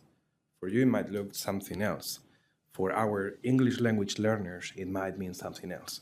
So from the teacher point of view, I agree with you. And I think that perhaps we should showcase those stories. Absolutely. To rather than saying, hey, you have to commit 2 years, or these are the different ways that you can do this. Rather, let us show you the impact that you as a teacher, as an educator, may have in the future of these children, whether they are in CSI schools or you belong to a specific demographic or anything, but let us share those success stories that sometimes, because we all are so busy and there are so many things going on, sometimes they don't come up. And I think that we are in a very important position to share those stories with the public. Thank you. Mickey Savon. Yeah. Yes, Thank go you. ahead. Okay. I If think I may another add one other important. thing. Yes, Commissioner. I'm sorry. It's I okay. apologize. It's okay. I think it's so Trying to jump important in. too. Passionate I'm about going to this. jump, let you jump back in here.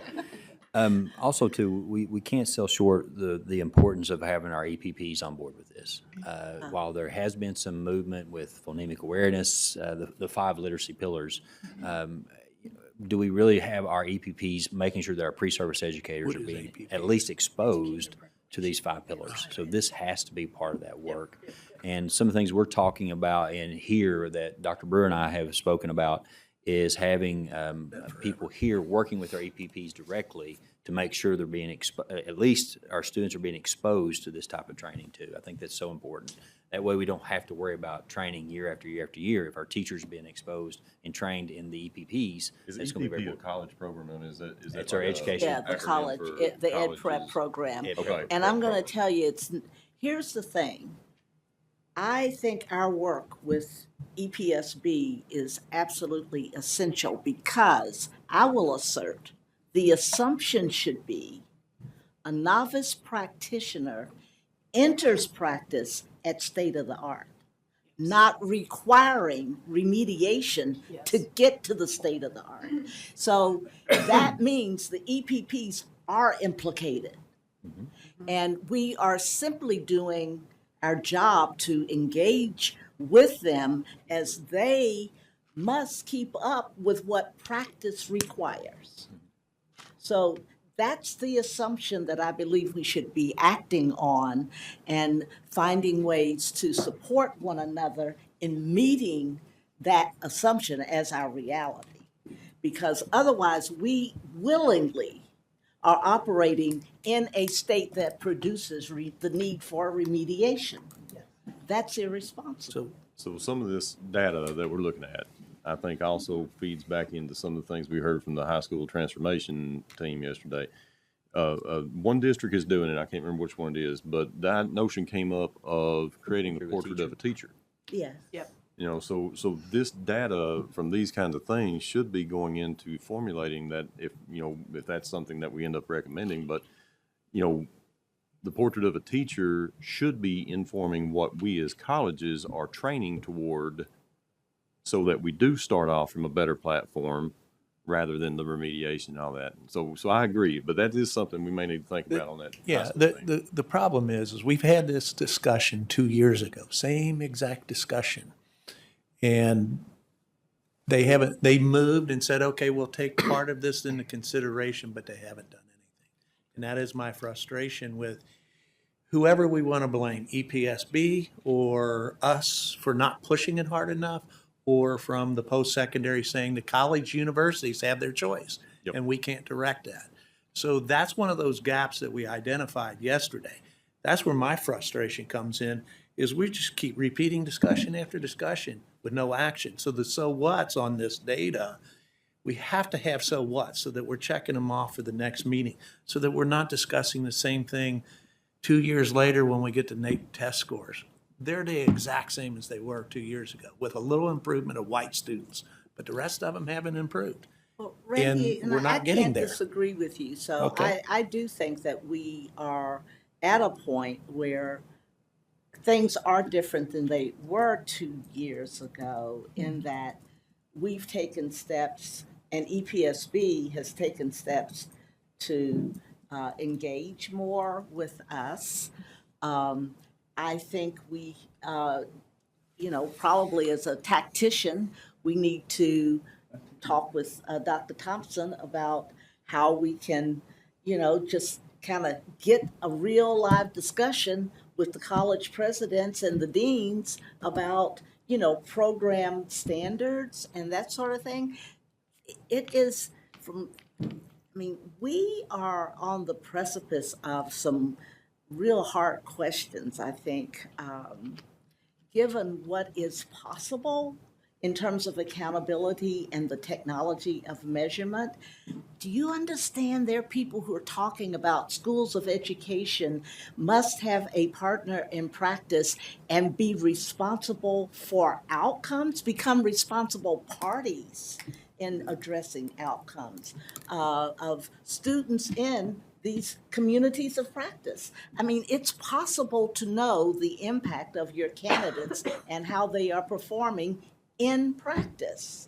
And the ones that are really, really, really good are the ones you celebrate and channel into the most challenging assignments, because they're going to get supported to do that work in the most stellar manner, on behalf of those students. So I think maybe we should look forward to a different kind of conversation one year. I would also add that Senate Bill 9 in 2022 required educator Yes. preparation programs to implement evidence-based reading practices. So that is a timed journey. I knew Dr. Brewer was going to pounce. It is a journey, and the Professional Standards Board is monitoring the implementation of evidence-based practices at the EPPs. Keep in mind that those students would have been matriculating in as college sophomores by the time they're admitted into ed prep, and now are probably student teaching or first years in the field. So again, thinking about the time and momentum it takes to implement large-scale change in reading practice, I think is really important. Not making excuses, just recognizing the timeline. And I do want to note, you're absolutely correct, Vice Chair Young. So our EPPs did have some required changes to their curriculum as part of the Read to Succeed work. And there was an expectation for the Professional Standards Board to evaluate that progress. And we did receive our first report. It was considered a pilot year that they did that implementation. So we sort of have a baseline for all of our EPPs as far as the adoption of that revised curriculum that does create opportunities for students to engage with the 5 pillars that we know are so critical within the literacy work. We are working through the second year of that evaluation, and it does show promise that there has been significant improvements in opportunities for our pre-service educators within the literacy space.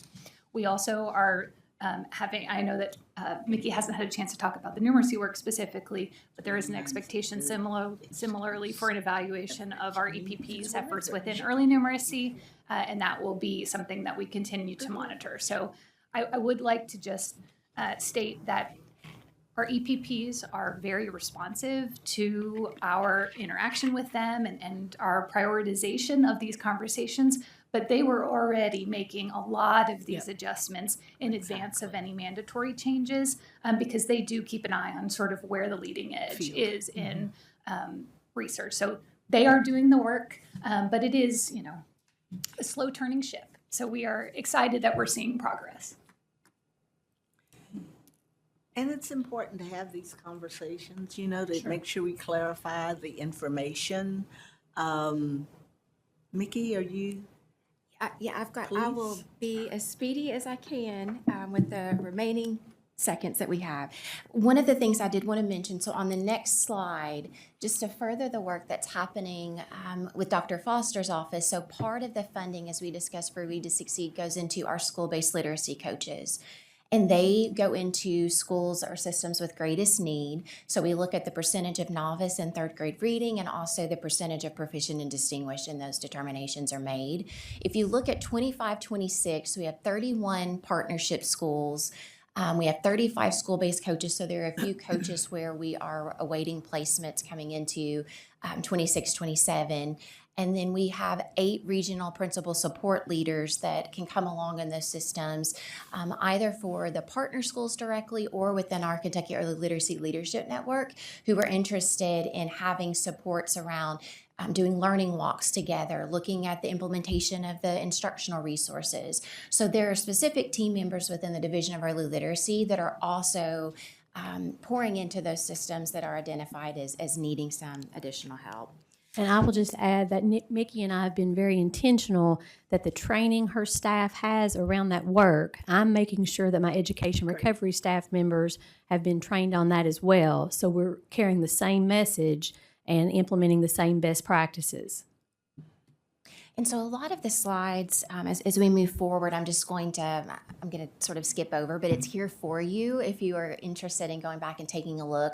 So this just charts some of the main coaching activities across the Dell team in the schools where they're placed.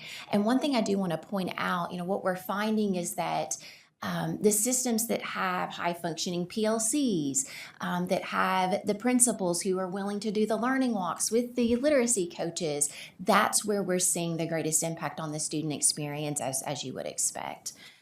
On the next slide, I'm actually going to skip that one, Dr. Jones, and go to the one that talks about reading comprehension, walkthrough data. So you can see here, based on that, we use the instructional practice guides for the observations of the teachers that are being coached, or just the general observations that happen across that school. So I think this is pretty powerful data. So you can see there from September to April, by the end of that year, there was a 57% increase in grade appropriate text being in the center of student learning in those classrooms. So to Dr. Robinson's point, those teachers have the knowledge of the evidence-based practices, but sometimes the presence of that coach actually helps to impact what's happening in terms of teaching and learning across classrooms of the teachers who are receiving that coaching. And so this would be a case in point of that. The next slide, I'm going to shift now to the Early Literacy Leadership Network. And I just want to point out at the bottom of that slide, you'll see we had 33 districts who joined us in Cohort 1. And the whole purpose of this network is to really give districts just a community to come together to talk about where they really are with the implementation of Read to Succeed, with the instructional resource that has been adopted. And so we were able to add an additional 19 districts, and we were really targeting far western Kentucky and our friends in eastern Kentucky to help to build out the network experience. And so we have more and more districts who are engaging in that. In our newsletter, we have been able to spotlight just some of the voices from those district leaders and some of the principals. It's so funny, the principals are much more, I think, excited and engaged in the videos, and the CAOs are all very serious. And so we have that connected to our early literacy newsletter if you're interested in seeing some of those. I wish I could have shared those with you today, but clearly there's not enough So, time. Mickey, I want to get through your report, so kind of give us the highlights. We've got guests coming, and Absolutely. we really need to get back on schedule. So. Absolutely. So you'll see there are a few more slides about the network experience, and I won't talk about those, but I did want you to see, and even if Dr. Jones just sort of flips through, the gold is before the network experience, the blue is after, and 5 is the goal on all of these. So it's impacting content knowledge, impacting their supports around HQIR, unit and lesson internalization, and it's compelling data shared by those network participants. There is a slide, Dr. Jones, that says TNTP Secondary Science of Reading. I just wanted to address this. So we've had a pilot. We've had 750 licenses that impact adolescent literacy, and we know we have to pour into middle school and high school as well. Those teachers are addressing the needs of students who are often reading behind grade level, and so the modules of this training is included. This is one that's more abbreviated than the letters coursework, and so we're looking again at other avenues to find more options to support teachers with professional learning around the science of reading. Next, I do want to speak to the Kentucky Numeracy Counts Act. And in the room today, I have Chelsea Tingle. And Chelsea, if you will wave, stand, so they can see you. So Chelsea came to us from Henry County Schools, where she served as Assistant Superintendent and Chief And so she is now supporting our efforts around the Numeracy Counts Act. The difference between what you're seeing with numeracy and literacy is that really the district level implementation doesn't start until 26, 27. And so like some of the other states that we've referenced, Mississippi, Louisiana, they actually saw math improvements with the literacy efforts that were in place just because of the structure of the test and that its students are having to process text across all content areas. But we now are in the position to really be able to support district level practice and engagement in numeracy beginning in 26, 27. And so these slides simply detail the supports that we have in place. We have screeners and diagnostics that are established. That was just updated this month. We have on the next slide a mathematics improvement plan template. And schools and districts ask us for that. So there's a reading improvement plan that's been in place with the Read to Succeed Act since 2022. And now we have a sample of support for districts around math improvement as well. And then on the next slide, I just wanted to point out we were able to award 40 districts $70,000 grants. That was a required part of the legislation. And so we have been able to really point them in the direction of high quality resources for mathematics.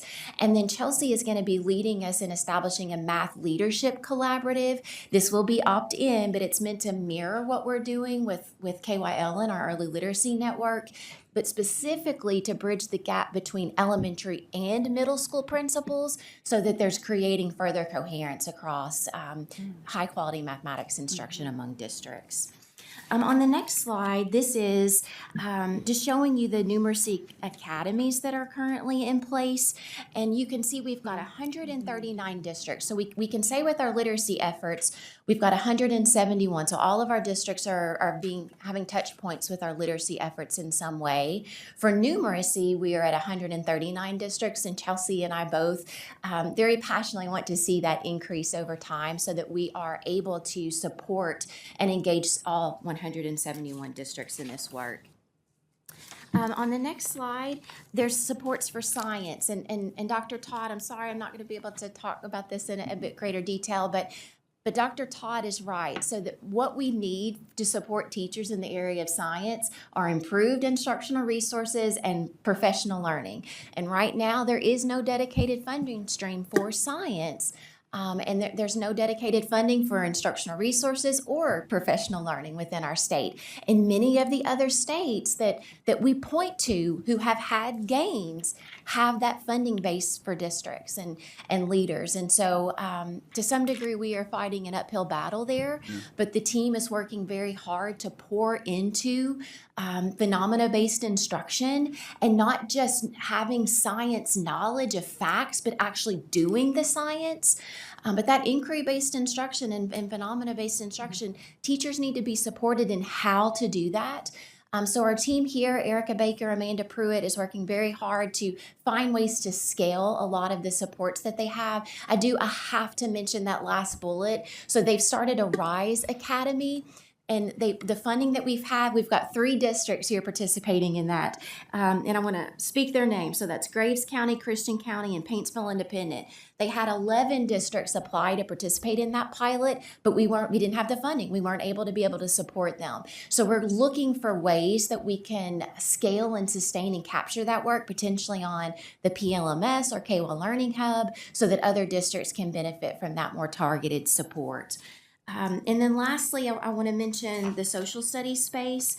And, social studies, our social studies standards are very specific to Kentucky. We have work to do to identify resources of quality in that area. But if you look at the third bullet there, and I promise, Dr. Robinson, this is where I'm going to end, we're working to show how vibrant learning in science and social studies can be supported through high quality resources and should go beyond just reading science topical and social studies topical text in a reading block. So there is specific instruction that needs to happen K-12 at a grade level experience for students to regularly and have consistent quality instruction in both social studies and science. beyond what we're doing in reading and math. And so I will stop there. Happy to answer any questions beyond what I was able to share, and thank you for your grace. Oh, listen, thank you. This team has really provoked a lot of people are sitting close to the table.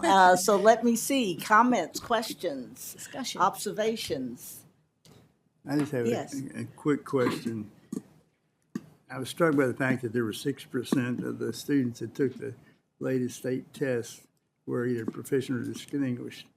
I would give anything to know where they are and why were they there? Are they just 6% of our kids are precocious and really do it on their own? Do they read in the back of the car? Do they, what do they do? Or do they have teachers who've had professional training? If they have, then we ought to be able to make a strong argument with the data to say we need to be teaching science better than we're doing it. I spoke to the Kentucky Science Teachers Association. I said, people don't get it. Math and literacy are great, but science is what gives life to math. You can do a lot of math and you got a bunch of paper. It looks interesting. Yeah, let's do that. Let's go sell this. You got to make something. And you got a lot of maker spaces going around now, but if maker spaces are going around, you're not teaching kids how to think about science, they're coming up short. So, And Dr. Todd, I think in the March session, we'll be better prepared to address some of those because we can identify the top performing schools in that isolated moment, but there's a greater story, to your point, behind what they're doing in practice to support student learning in those areas. So I think we'll be able to address that in March. Thank you. Thank you. Other comments? Yes, Alfonso? So I'm going to start saying something that Dr. Di Maria shared yesterday about no matter how good things happen, you are not going to make people satisfied completely, no matter how many good news we have shared. So to that, saying, I really love all the things that you all have shared. There are so many things that they don't come to the public because whatever reason, right? But I have a few questions that I wanted to ask. One to Dr. Foster about what are the collaborative efforts explored to address schools that are CSI, that are identified because of English learners. Collaborative efforts within the agency and collaborative efforts with the local education agency. Sure. So you're not identified based on one particular student group. It's your overall score. But just to touch on the EL quickly, one of the things Mickey and I have been working on, the department recently hired a person in Mickey's office that is coming towards our English learners around the instructional side. My office deals more around federal funding and federal requirements for districts around EL. And so we recognize that there wasn't instructional support from the SEA to the LEAs. So she has a gentleman whose name I can't think of right now. William Spalding. And so we have a cross-agency team that has representation from all offices on that to really put an effort around that population of students. We're going to be hosting this summer our very first conference, our offices together around how to provide better instructional resources for those students. So that is something. So thank you for that. That's a segue for my question to Dr. Marinelli about the letters training. You mentioned about additional options, and you mentioned about adapting to specific circumstances of people who are willing to take the training or who have thought about taking the training. So I'm thinking about a missed opportunity here for two reasons. One, as a world language teacher, as I said before, many of the things that I have listened through those trainings reminds me a lot of language acquisition education that I have had over the years. Yes. And I keep thinking about the amount of world languages teachers that we have in this state of Kentucky that could be not just great advocates, but could be great experts towards the cohorts. And at the same time, they could be not just trainers, but understanding the intrinsics of language acquisition. I have seen a lot of language in your presentation that speaks to that. So I was wondering if that is something that in moving forward, that's something that have crossed your mind, and especially thinking about, and that is my other question, thinking about how to impact our multilingual learners, because when we are thinking about language acquisition, teaching English to a person who is native of another language, it is the same, but it's not the same as a person whose native language is English. Yes, yes. So my question to you would be then, how are the teachers of multilingual learners in the state of Kentucky, how are they marketed these professional learning opportunities, one, and two, in thinking about customizing that training to those specific teachers? What are the options available that you have thought about that to use those skills and that knowledge, that wealth of knowledge, that could benefit and impact very positively those students? Thank you Sorry, for the that's a question. lot. No, thank you for the question. So from the very beginning, we have been very intentional, and you know me well enough to know that words matter very much to me. So we have said from the beginning that this training, that letter specifically, is designed for all teachers who are impacting reading instruction across the K through 5. And so this cohort, Fonz, we have more teachers of English language development as a part of that than in any other cohort. But from the beginning, we have had multilingual specialists join us. I will say, I mentioned Will, he's taking letters right now as well. So he's digging in, and I think that's going to help me to know how to better tailor that our language and support just through the daily or general conversations that I'm able to have with him as well. But we need to do a better job of continuing to say this is applicable for all teachers, not just those that see themselves as being reading specialists. Exactly, Yeah. exactly. Yeah. Absolutely. Randy, you're going to have the last point on this, so Okay, thank the you. pressure's on. Okay, the pressure's on. First of all, I want to say thank you all for all your hard work on all the things. So it's great. And apologize that you didn't have more time to spend, because I could have spent the whole 2 days on this instead of there, because I've got 100-some questions still to ask you all. But I do want to say, I do want to ask a question that it doesn't have to spend a lot of time on. I'm surprised that we didn't see the ACT data that was part of the work that goes into the high school accountability part, and where they were at and what we scored, because we did get a report. And I guess what I would like to see, and it doesn't matter, I guess this is where we can agree to disagree on things. I would rather see, this material was great. I read all this. So we presented over stuff I already read. I'd like to have more discussions in the future, because that's the whole issue to me as a board member. It's not just getting the material. This was great material. It's a memo to me, and we could have used the time. This, I guess, goes to us as a thing, more on discussion, the so what's, because you're dealing with all this stuff and you're doing great work. But I guess I just got so much more so what's that I would like to have those individual conversations. So it's not confrontational, it's educational, but we don't get it.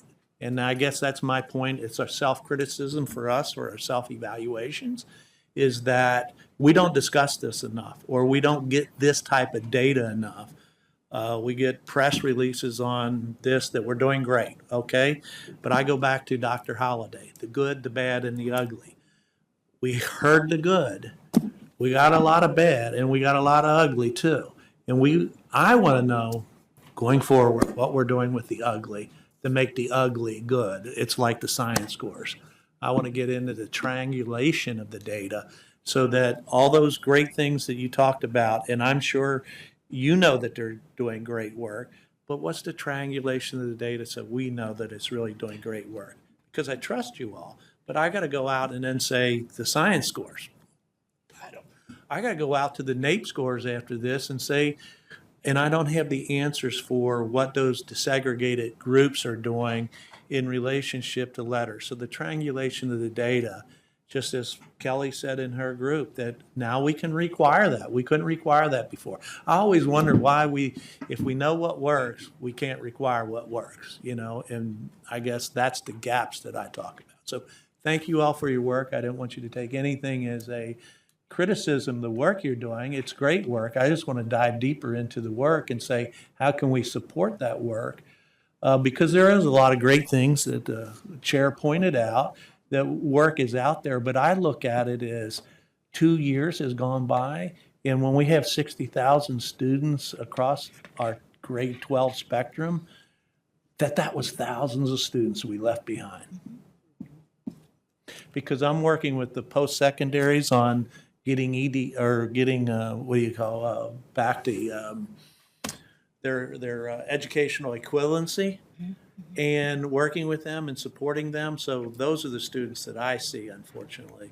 I don't see the ones that get all the graduate honors courses at the university. So it's very important to see what we're doing with subcategories, and that's my speech, and I'm sorry, but I just feel that is the work of this board, and I just don't feel, personally, we agree to disagree, that we do enough of that work.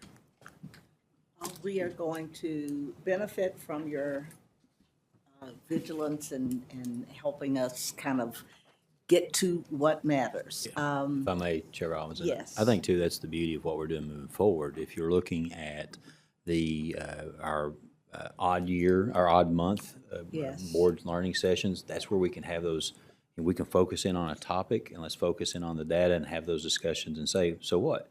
What's next? Again, applaud the work that's being done, and again, we have some great points to this, and this data could have looked very differently, and it has looked very differently in the past, but now there are some celebrations, but two, there are things we still need a lot of work on, and that's something we've had in our leadership meetings, we've talked about. There's still more work to be done, even though we want to celebrate and move forward what we have. But again, for this board, I do believe that the work sessions have a space for us to have those type of discussions. So that's very exciting for us as we move forward. I think we can also work with Glyptosan for the next regularly scheduled meeting in February to provide information either in the form of a report that we all read in advance or additional slides that DISAG, NAEP, and KSA, very similar to what you've done now, but with the whole point of focusing on the performance of other demographic groups across the Commonwealth. I think that would be appropriate. It's really hard for us to manage an agenda even with 2 days and to spend a lot of luxurious time, but breaking it over to February is not too late to continue to analyze and discuss this data, so that might be an option as well. Yeah, because the question I would like to ask on that, when we get to that, not to answer today, but looking at our trend line of our ACT, I mean, we were rocking as a district or as a state all the way up to prior to COVID. Then we plummeted, and we're still down there. And my question would be why? We recovered in other areas, but why didn't we recover in that particular area? Now, I myself personally don't put a lot of weight into ACT, but other people do. So I'd like to be able to explain why we rose so high and we were on this trajectory, but then we went like this, and now we're like this, but we're still a huge gap as we're triangulating data. To the extent that the state, as the locus of conversation and report to us, can describe what's happening. Would it be too much to do that while keeping an eye on the goals of all of us as a board, thinking about what are we achieving on the goals end, given the results that we're having? I mean, would it be too much to analyze that from that perspective, just to keep track of what we are attempting to do? Yes, so we do have a goal specifically related to reading and math. And so in that regard, that will be part of the Chief Performance Officer's team to align those data in terms of our regular monitoring of the goals. Is that where you were going? Yeah, because Yes, I like okay. very much yesterday what Karen shared with us and what we discussed about creating, not press releases, but like the reports that are coming to us in the light of those specific Right. goals. So thinking about data too, Right. thinking and going like diving deeper into that and how that impact into what we are trying to accomplish as a board. I think it would be also important to provide that segue over there so that we can keep track of, yes, we are looking at our data, but this is also our goals. This is how we are achieving our goals. No, I understand too. I think you're right. And Karen's efforts have been around, and her team, around sense making. Karen's So how do we next. bring that coherence to various parts of a really important puzzle? Because, I So mean, Karen, you want to come on to the table? Thank you, Jennifer. Thank you. Rob, Kelly, and Mickey.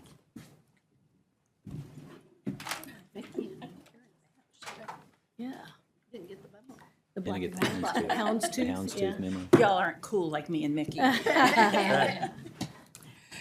Well, good afternoon, morning, wherever we are. So we're already in the zone. You Data, accountability, goals, and evidence. And I am nothing if not agile, so I'm aware of the time, and I am aware of the fact that you all have read these things. So we're going to jump in. I do want to give you a little bit of context. We're going to be looking at the KBE goals today and where we are with those. We have just started monitoring. We've been sharing with you the goals and the KPIs. So we're now into the monitoring process of looking at these on a regular basis. Why do we do that? Well, I'm speaking to the choir, right? I don't have to tell you why we monitor, but we know that what gets measured gets improved. We also believe that decisions are made best when data is in front of us. One of the things that we're doing differently, in the past, we have looked at our work at a strategy level. So strategy by strategy, we've brought folks together and kind of worked through it in that manner. We're taking a little different approach this time. We are bringing folks together at a goal level. So all of the strategies that are pushing on a particular goal are brought together in a meeting, and we talk through all of that. One of the benefits that we're finding, first of all, is that our offices are getting a better sense of what one another are doing. It's helping us to streamline the work. So that awareness, that collaboration, we feel like is really going to benefit the agency as a whole. The process that we're following, these are happening on a quarterly basis. So you know that we have 8 goals. So every quarter, we have 8 meetings where we bring together all of those strategy teams by goal and talk about that work. So that is how we are intending to move forward and continuously improve. Let's see, we can go to the next slide. This is going to look very familiar to those of you who were around for deliverology. These are the same questions. So we don't call it deliverology anymore, but the work behind deliverology was really good work. And so we want to know, what are we doing? What are we doing to push these goals forward? And how do we know if it's working? So our conversation is not just about the work, but it's about the data. It's really looking at those key performance indicators. Are we on the right track? If we're not, is it because we're not doing the work we said we would do, or is it because the work isn't making the impact we thought it would have? So those are the questions. Those are those so what conversations that we have to continue to move things forward. And so if it is not moving forward, if we don't feel that we're on track, what are we going to do about it? So today we are going to share with you kind of where we are with the 8 goals. We'll go through this pretty quickly. Again, you have seen this, so we're not going to focus so much on the KPIs. We're going to share with you where we are at that goal level, the achievements, and any of the challenges that we're having at this point, and then we'll be open to questions. So Susan she's going to share with you the first 5, which are around our customer goals, and then I will follow up with the last 3, which are more internal goals. Susan? Thank you all for having me. Our first goal is reimagining assessment and accountability, and this revolves around the new assessment and accountability system. So our end goal in 2029 is to have that implemented assessment and accountability system. So our annual target for this year was legislative awareness, and we are on track for that because of the interim joint committee of education briefing that happened in June that we are a part of. I do want to talk a little bit about the KPIs on this side just to give you a little bit of information on this. So the KPIs are around the components of the new assessment and accountability system. So we're focusing on that local accountability system implementation, portrait of a learner creation, and implementing vibrant learning experiences into the instructional practices. So the Division of Innovation from the Office of Continuous Improvement and Support have identified the definitions of what starting, spreading, and sustaining mean in each of those individual categories. I'm just going to give you a generalized overview of those three things today just to give you an understanding of what that meant. So starting would mean that the district has moved from planning to that initial implementation. Spreading would mean that the work is expanding beyond that early pilot into multiple school systems with increasing alignment, scaling, and the stakeholder engagement. And then sustaining would mean that it's fully embedded, expected, continuously approved across the district. They have systems, culture, community partnerships that are all aligned to ensure that it's a long-term impact and scalability on that. So right now we have about 20% that are engaged in some way in the local accountability creation, 89 in Portrait of a Learner, and 84 in Vibrant Learning Experiences. Our current challenges under the Reimagining Assessment and Accountability are the funding for the Regional Innovation Specialists. They're doing the bulk of this work, and they are funded by the CGSA grant currently, and that grant runs out in September of 2026. So strategy achievements, we developed a draft budget and statutes. We have 4 vibrant learning collaboratives were held with 500 plus educators in attendance. And the Regional Innovation Specialist team led 92 trainings across 32 districts. And we published the Local Accountability Guide and Toolkit. Next slide, please. Our second goal is to reduce chronic absenteeism. So we want to decrease the statewide chronic absenteeism rate from 28% in 2024 to 15% by 2029. Our annual target for this year was 26%, and we have reached that and actually gone below it at 25%. Our strategy achievements on this one are that we initiated that third round of chronic absenteeism campaign. And if you look on the bottom 4 or 5 KPIs, you'll see the information on that. Kind of looks like a negative symbol. It's not, it's a tilde. So it's an estimated number just because these are impressions and views. And then the current challenge, we're researching other ways to reduce chronic absenteeism, and we are working with the REL, and there is an in-statewide collaboration with other agencies that's happening as well. I also want to on this side here, I just want to recognize that a couple of these things increase the use of Infinite Campus tools, early warning, and insight tools. Those are unique users, so we're really trying to work on that. And then the 215 on increasing positive behavioral intervention fidelity of implementation, that is 215 schools who have applied for and were awarded the fidelity recognition for the 24-25 school year. So just to give some context to that. Okay, moving to improving early literacy. So our goal on this was to increase third grade Kentucky summative assessment reading proficiency from 47% in 24 to 60 by 29. Our annual target this year was 48%, and as you see, we didn't quite reach that. We're at 47%. So this is a really good space for me to explain to you how we're categorizing the process. So we're considering a goal on track or green if we made the improvement that we projected in our 2025 annual target. We consider it at risk or yellow if it didn't make the improvement, but we didn't lose much ground and we still feel like we're on track to achieve that 5-year goal. And then off track would be red, meaning that we don't think that we'll reach the goal and that we have lost ground, and it's something that we need to work for and mitigate and figure out why we're off track. I'm not going to spend too much time talking about this because Mickey just went through all of this with you all in those last slides, and she did a much better job of explaining it than I could. So that's the early literacy, and then moving to early numeracy. Same thing here. I do want to say that the early numeracy numbers are lower, and as you all know, we just got that funding for Numeracy Academy, so we're hoping to see that increase in the later years. Again, not going to go through the strategy achievement or current challenges, as Nikki has already kind of gone through that with you all. And then the KPIs on this side are the same. I'm going to interject here for just a moment. So just as we did with your goal yesterday around early literacy and numeracy, we are looking to change these two goals so that it is the elementary band versus just third grade for the reasons that we talked about yesterday and that Nikki also just talked about.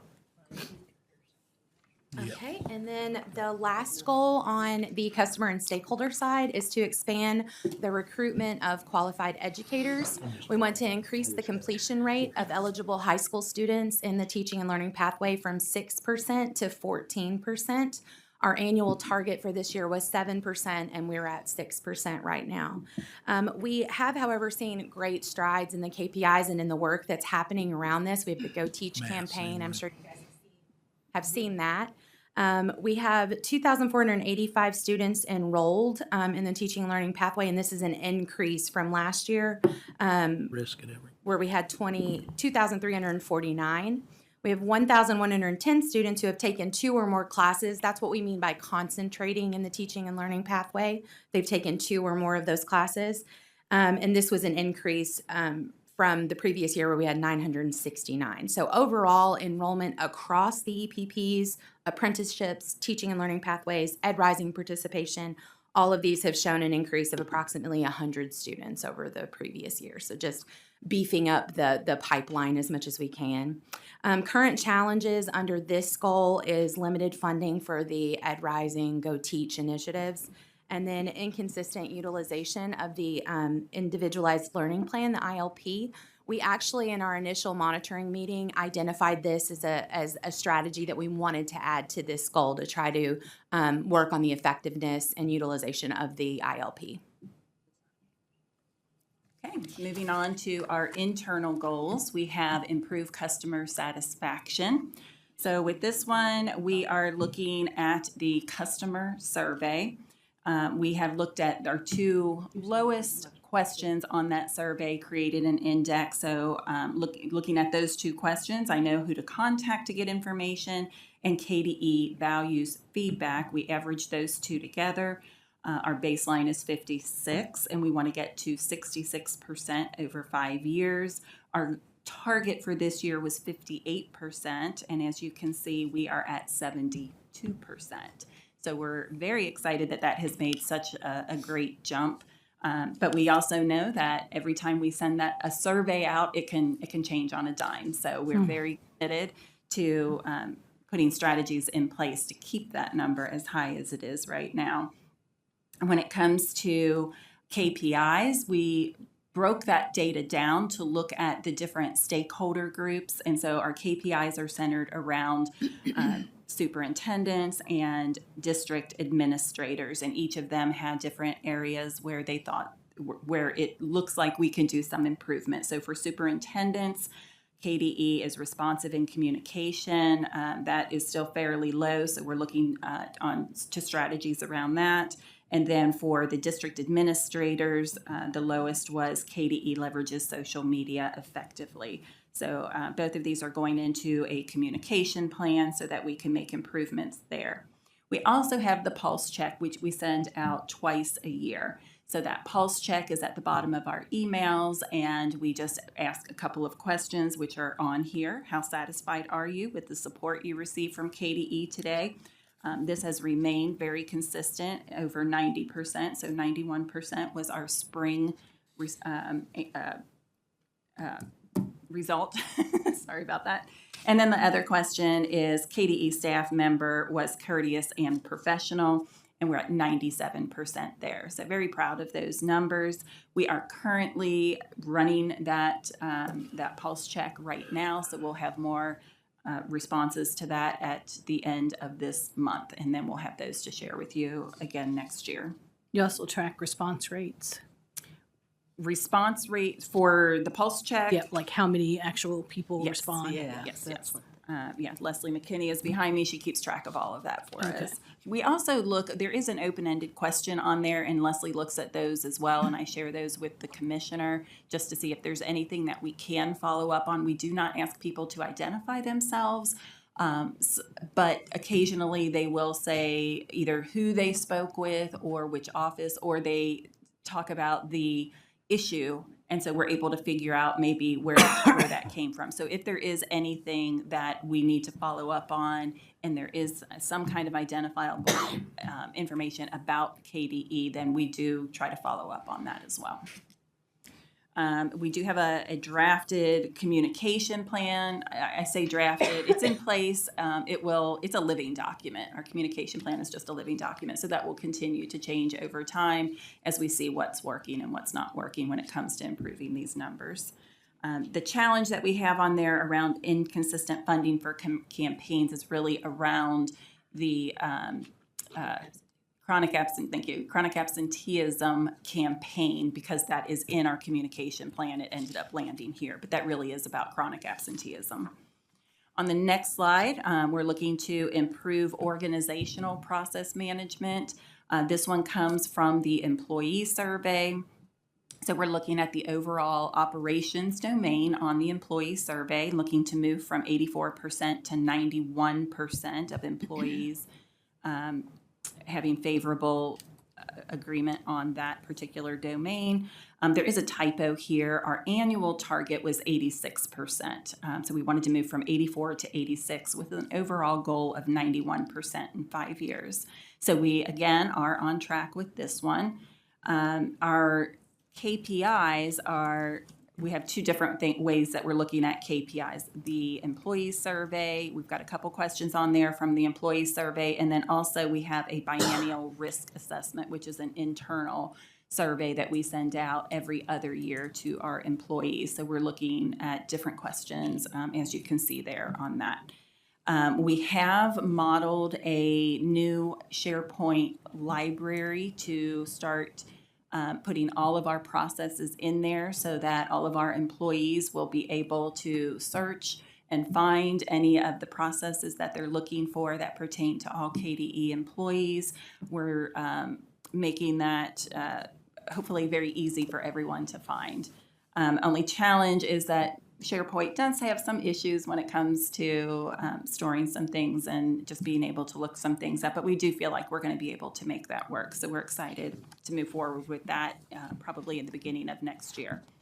And then our last goal is building leadership capacity. And for this one, we believe that the impression that our customer have about our leadership is the primary goal is to improve their impression. So we're looking at the leadership domain on that customer survey. We're looking to move from 60% to 76% over 5 years.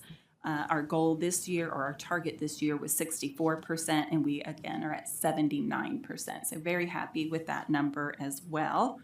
Then we look at the employee survey for our KPIs. So how are our own employees feeling about their leadership skills? And so you can see those results there. As far as achievements go, we do have a new learning hub, professional learning hub that is out there. So we're looking to utilize that more internally. Right now it is primarily for districts to get some training, but we're going to start adding some internal training to that as well.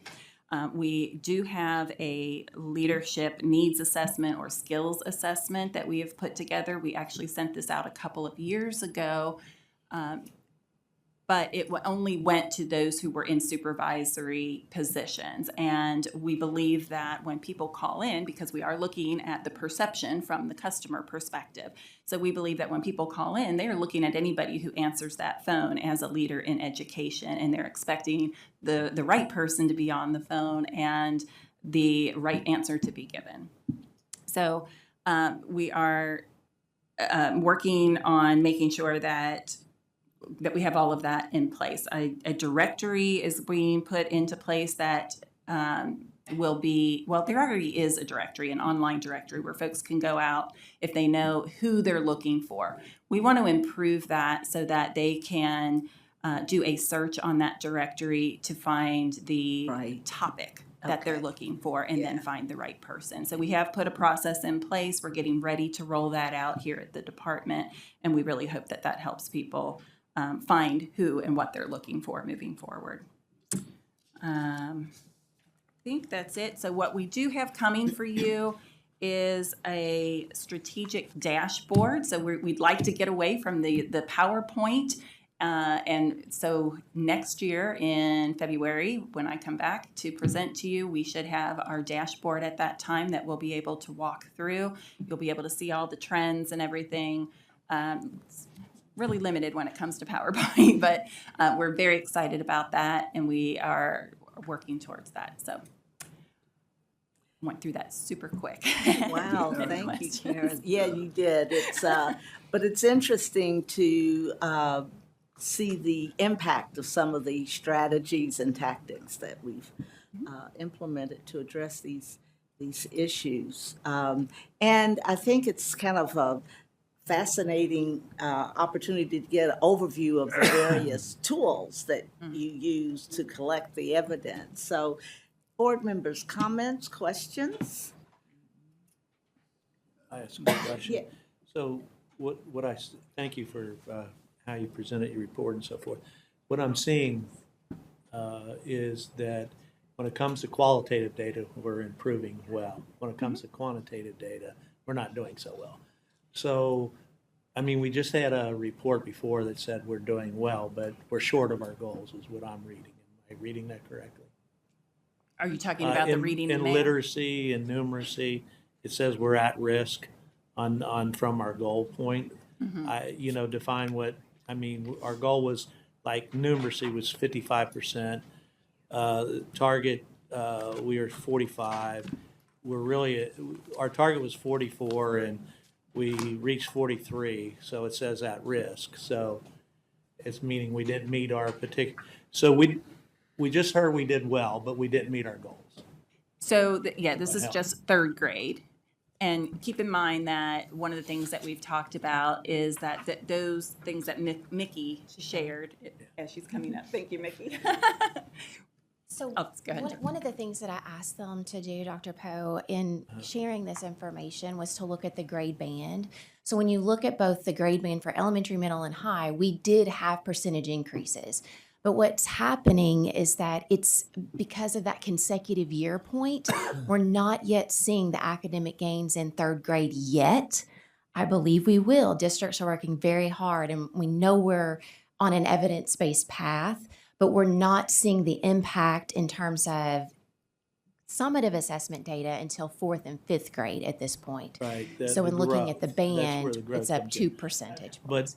what so since you're there, and that's a good thing from last, so let me get back to the letter, the numeracy here. So in the numeracy, 47% of our students are on grade level by that is what we're saying there for third grade. For third grade. So- And remember, the district supports for numeracy start 26-27. So across the K-5 grade band, we did see an increase in mathematics, but at third grade, it's not there yet. But superintendents as of January 1 are just now selecting, many of them, per the law, the universal screener and diagnostic that will lead to that mathematics improvement plan, which must start next year for K-3. So those supports that are in place for literacy are not necessarily. Now, some districts have gone on and started that before the requirement of the law, but in terms of what the law requires, it begins with 26-27. Okay, so when we report that data to, I guess, the legislature, that's where we got to do this. Because this is two separate reports from our state data. Yes. And this third grade literacy and numeracy, or fourth grade, whatever Yes. that we do. Can you give us basically then the part where we're improving based on those, once again, based on those schools that actually implemented the stuff that you're, by choice, instead of being required, as we heard before, are how they're doing compared to the non-groups that aren't doing it? Because somewhere along the line, we got to force somebody to do something if they're not doing something. And we did receive that report in the Kentucky United We Learn committee meeting in October. from the ICF group. Yes, the third So party that might be evaluation. something we could share again. Okay, happy to do that. Yeah, that would be helpful. Well, I think, guess in line with the new summative assessment data. Just so people know, share again is sharing from some that got it to everybody that get Right. it. Because half of us don't get that data. We get a very, That's my point. I mean, it's in the portal, of course, but I don't always read the state schools committee because I'm preparing Correct. for the other committee. That's So my point is that resharing that is helpful in light of the commensurate release of the summative assessment data now. Laying those side by side would be something I think you would find really And interesting. remember the ICF evaluation, that's over 23-24 data. So the Reading Research Center is going to look at 24-25 data in light of letters participants. But there's just, it just became available. So as soon as we have more information, I want transparency, and so we'll make sure that you get thank you. that.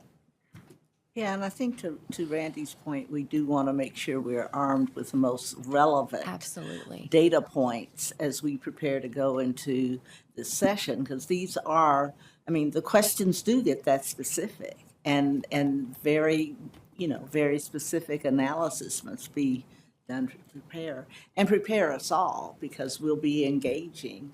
So this is a timely report, and kind of alerts us to the resources and tools that we can access to be refreshed and aware of how far we've come and how far we aspire to go yet again. Commissioner, you get the final word on this topic. Thank you. Again, I think it's very important to point out that, this board is implementing some pretty high goals. And then what's our Yes. progress on that as we move forward? It's great to note the progress as far as there's been increases. And if you look at the state data, we've had over the past 3 years, some of our highest scores yet as far as percent proficient distinguished, but we want to go higher. We're not settling with where we are. So to show that we're not on task with where we want to be, I really appreciate the fact that we're going through this with this dashboard process. Again, increases are there. Again, compared over the past 3 to 4 years, it's much higher than what it has been, and we're very thankful for that. But again, we want to go higher. And this is the way that with this strategic plan and this dashboard that we want to show that we're setting high goals, and two, we're on track to try to maintain those goals and to I'd reach rather those goals. fall short of lofty goals than achieve mediocre ones. Absolutely. Yeah, there you are. Well said, well said. So thank you so much for this report and provoking this conversation.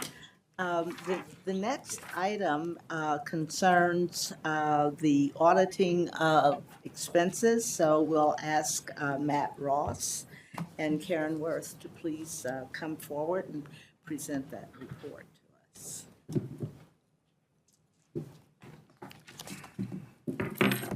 Good morning. Had a lot of heavy data this morning. I'll try to keep this kind of simple. This item we bring to you biannually. It usually combines two different things.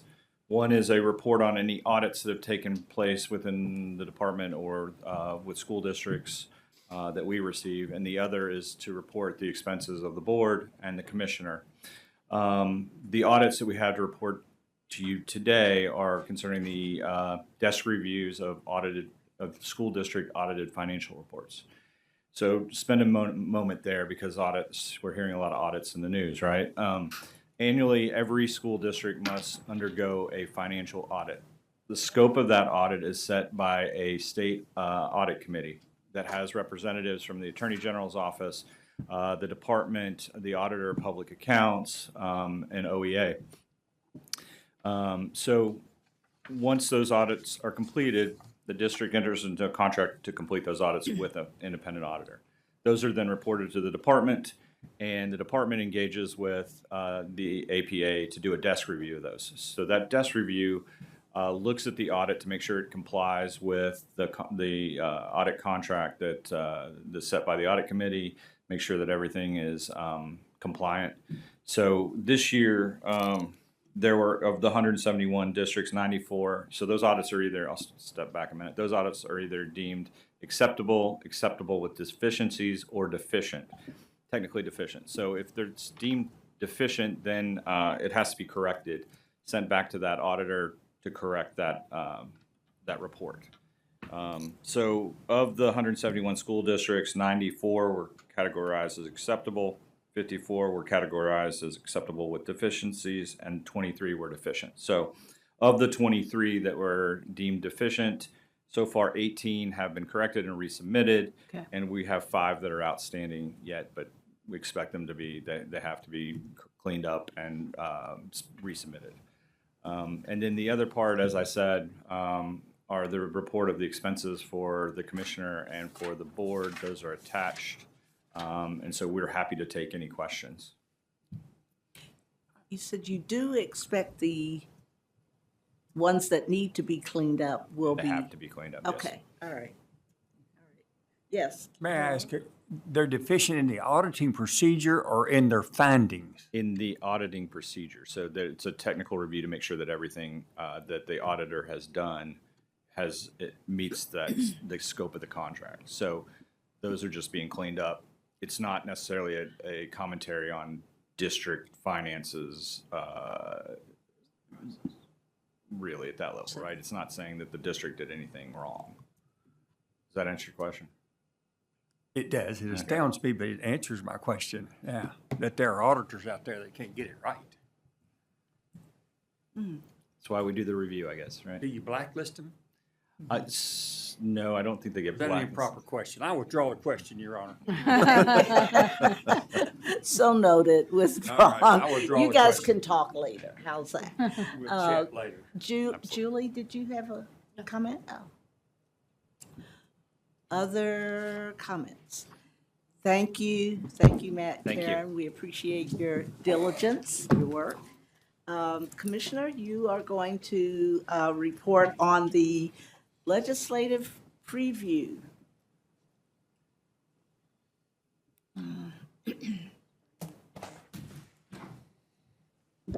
Thank you, Chair Robinson. I am Dr. Brian Perry 2.0, a lesser version, I will say, but Dr. Perry was unable to be with us today and getting a little bit of time in before he's unable to sleep for the next 3 months, to be honest. He spent a lot of time there and over the session, but I did ask him to prepare this preview, this presentation, and I wanted to present to the board as we get ready to go into legislative session. So if we could, next slide, please.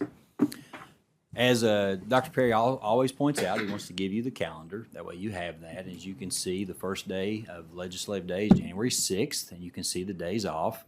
I do believe there should be a state holiday for Sine Die on April 15th. If we could have that type of proclamation, that would be excellent. But with that being said, you can also see not only the days off, but the last day for Senate bills is March 2nd, and the last day for new House bills is March 4th. There's concurrence days. There's a lot of work that goes on those concurrence days where they meet together on maybe some things they can't agree on to try to get to the point. And of course, the veto days for the governor is from April 2nd through April 13th. I will say that as of the time of this report, the 2026 Standing Committee calendar has not been posted as of yet. So again, you can see the calendar as we move forward. Next slide, please. I do appreciate Dr. Perry spending some time to show you how you can follow along. The session calendar committee schedules there's a hyperlink there. You can also watch committee meetings.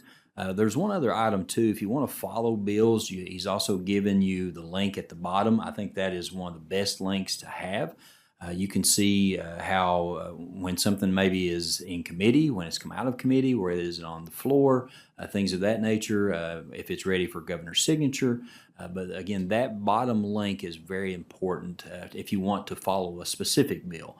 And sometimes you can just type into your Google search. I believe it'll work out this way. Like even if you wanted to type in House Bill 240 Kentucky, and it'll typically, when I do Google searches, it'll take me straight to this website. So if you had a specific bill that you wanted to follow, and I would say make sure you put in the year, the bill number, and also Kentucky in that, and it would usually take you straight to this website. So that's how to follow along. Our next slide, please. Dr. Perry also took some time to put together the education committee members. I will say that every single person on the left side with the Senate, we've met with one-on-one when it comes to the new accountability model. We've had other meetings about other topics too as we go through, and you can see the gentlemen and ladies that are involved in both the House and primary secondary education as well as the Senate. We've met with several members on the right side, but we do have a meeting with 4 members on Tuesday that deals with the actual accountability model draft. And again, we are taking over a draft of the bill for the new accountability model based on exactly what was approved by this board, by the Cool Council, and things of that nature. So in all the groups, it's gone through. So your education committees are seeing that bill draft now, but again, it is written exactly as was approved here. Next slide, please. As far as the priorities, these should look very familiar to you. Proposed changes in the assessment and accountability system, some great conversations there. I will say growth seems to be a great topic.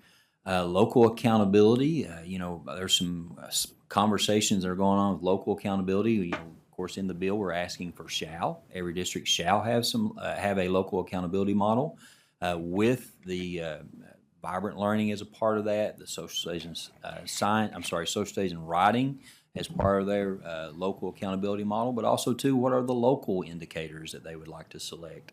So again, that bill has been given to the representative side, and we're about to send that over to the Senate also too, to look at a bill sponsor. We feel like we're going to have a bill sponsor, but again, some of the conversations as we move forward with the assessment accountability, they see all parts of what's been requested as we move forward. The teacher scholarship bill, Senate Bill 253, I think this was Senator Higdon last year that presented this, and we would like to expand or to include as many of Educators Rising type programs. There's some focus on the apprenticeship here so far with some drafts that we've seen, but you can expect another bill that will be filed probably by Senator Higdon that deals with teacher scholarship and what that looks like. We're still working through that process. We've also taken some cleanup language of different bills. We've recommended an omnibus of sorts. One of the things we've talked about on this board, I think has been a priority of this board, I know has been possibly staggering KBE board terms. The proposal essentially looks at over a 4-year term. Let's say in year 1, there would be no board term that would expire, and the next year would be. And again, we're just following what's coming up. It's not like we're changing things. It's what would be folks that are how it comes up. So I think in the spring we have 4 members that are at large that would again we're just trying to take along with that. So every 4 years. It would essentially be certain board members could be reappointed if you so desire. We would request that. And then also, too, then the next would be, I think it would be groups. We have half of the Supreme Court groups would be in year 3, then year 4, the other half, I think it's 5 to 6, and then trying to have that 4-year rotation. That way it's not all happening at once. I think we have some language for that bill Yes, that we ma'am. could share if you're interested. Yes, we do have some language for that. There's some extended time for KBE to review the waivers that allow the commissioner to approve class size and waiver requests for special education, and to remove the automatic expiration waivers related to district facility projects. That's some cleanup on 207. We actually took that to Senator West since he was a sponsor of the bill, and he seems to be in favor of what we've asked for. So when we look at cleanup for different bills, we go to the bill sponsor. And that's the correct protocol, in my opinion, and I believe that's what we should do, to say, are you in favor of this? And so he has been in favor of the things we've recommended. Also, too, there's an old KRS 156.690 that has the teacher computer purchasing program on there that is really not in effect, so we're just asking for that to be repealed. Also repeal statutory language concerning the CET, the Council for Education Technology, and it hasn't met in 33 years. So that's an opportunity for some cleanup to remove that Council for Education Technology. And then also, too, there's some clarification language we've had for ownership and authority of the FFA Leadership Training Center. And then also, as far as maternity leave, as we all know, the maternity leave was for district employees under Senate Bill 9 in 2025. That did not apply to our 156 employees, which are our ATCs. So we're asking for some cleanup language that would also give our ATC employees the same benefit as others receive for maternity leave. We've requested a copy of any cleanup language for Senate Bill 181. We haven't received that yet. We have met with Titchener, Senator Titchener, and I will say that she's done a lot of homework in listening to school districts and listening to the different K groups on what the Senate Bill 181 cleanup looks like. Again, we haven't got a copy of what that bill, what that cleanup language is, but that is another priority that we have a part of. Some other things too that I think is very exciting. The work group, we have a work group that is looking at certification related to science, looking at the potential for for example in Science Now, if you go through and take the biology courses, you're certified in biology and then you teach biology. Is there a possibility of looking at maybe an area of concentration? But again, how does that look for our EPPs? Possibly, if a teacher graduates and they're taking 12 courses, maybe 4 in life sciences, 4 are in the physical sciences, 4 in the others, so they can teach. But if they're going to go on to the more like the AP courses and things of that nature, it'll be more of you need to be a biology major. But again, those are things that are being discussed in the certification related to science, but trying to address our shortage of science teachers that are out there. Also, the simplification of options. I've seen some budget language as it relates to, instead of calling things option 1, option 2, actually changing that so that if it's the whatever the option relates to, it goes back to, and that is the name of the option, as opposed to saying, the one that deals with our veterans. That would be the veterans option, and then making some changes there too. So again, wanted to have some simplification of the options, and sometimes that's just the naming of that includes. Next slide, please. The thing that I've been in education now for 30 years, and I can't remember any time that hasn't been a tight budget, or that's what the language is when we come in. We hear the rhetoric of this is going to be a tight budget, this is going to be a tight budget. But there has been decreased revenue, some of the reports that we're getting, and then also increased costs related to the House Resolution 1 and OB3, One Big Beautiful Bill, is what is a lot of conversations as it relates to Medicaid and what's going to happen there with our state legislative. So there's a lot of conversations that are centered on the Medicaid and what's going to happen with that. So again, that does cause a tighter budget. Other things as far as topics that we're hearing about, fiscal management issues with JCPS and FCPS. Other conversation topics that we may hear things about, the ratio of executive pay to teachers, as far as again, not saying we're weighing in one way or the other, but talking about there's a lot of conversation of the ratio of cost of executives versus the teachers. There is a bill, and I'll have to go back to look at it. There is one bill that's going to be sponsored. It seems to be that is a comprehensive anti-grooming bill that doesn't just apply to educators. Then also, too, we have sent all of our additional budget requests to the governor's office that were included. And I will say something that I was the guest speaker, actually the keynote speaker for closing at CASBO. And I presented all of the ABRs that the associate commissioners brought forth for you to rank and review, and asked them to do the same. And the top 4 that we ranked were exactly the top 4 that the CFOs at districts ranked in the same order. So it was good to see the alignment with what our district level finance officers, their priorities as aligned with the Kentucky Board of Education.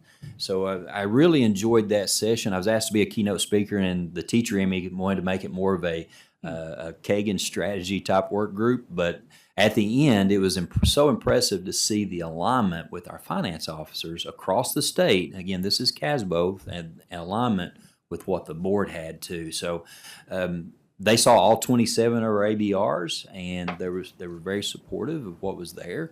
But it was amazing to see that the top 4, I think that maybe and I can't remember which one it was, but I think it was our 5th one, maybe it was their 7th one, but it got into more of the educator preparation.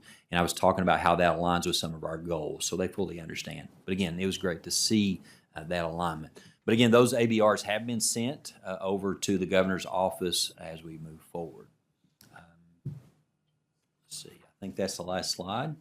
And it's easy for me to say this. If you have any questions, please contact Dr. Brian Perry as we move forward.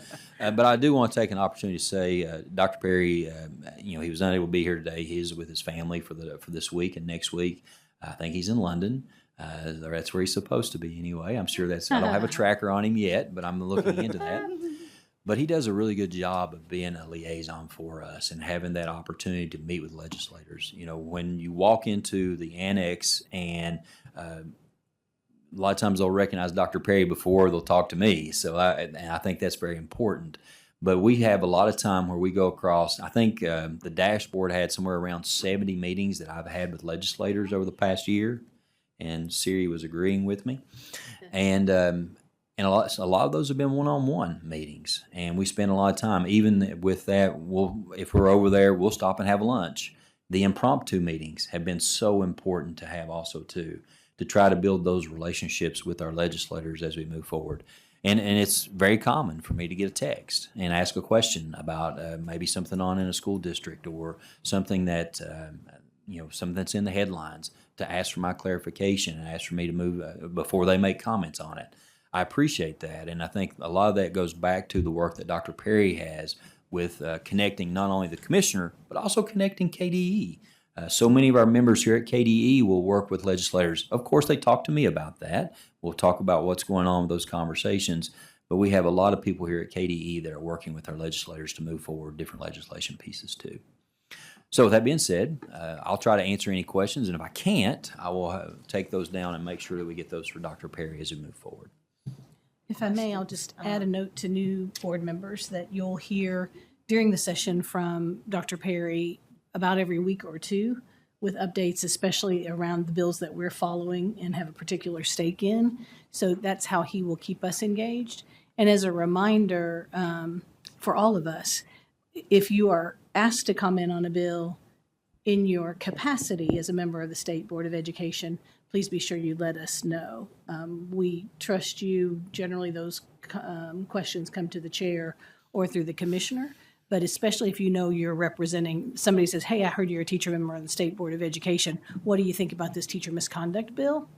Be sure you let us know. And frankly, feel free to say, let me reach out to the department to get you a response. Yeah, so exactly. For some of us in different capacities, that's, sometimes a little bit muddier. But And to give you an example there of what to expect, this past session was an off session year. This was not a budget year. Right. There were over 200 bills that were related to education that we were following.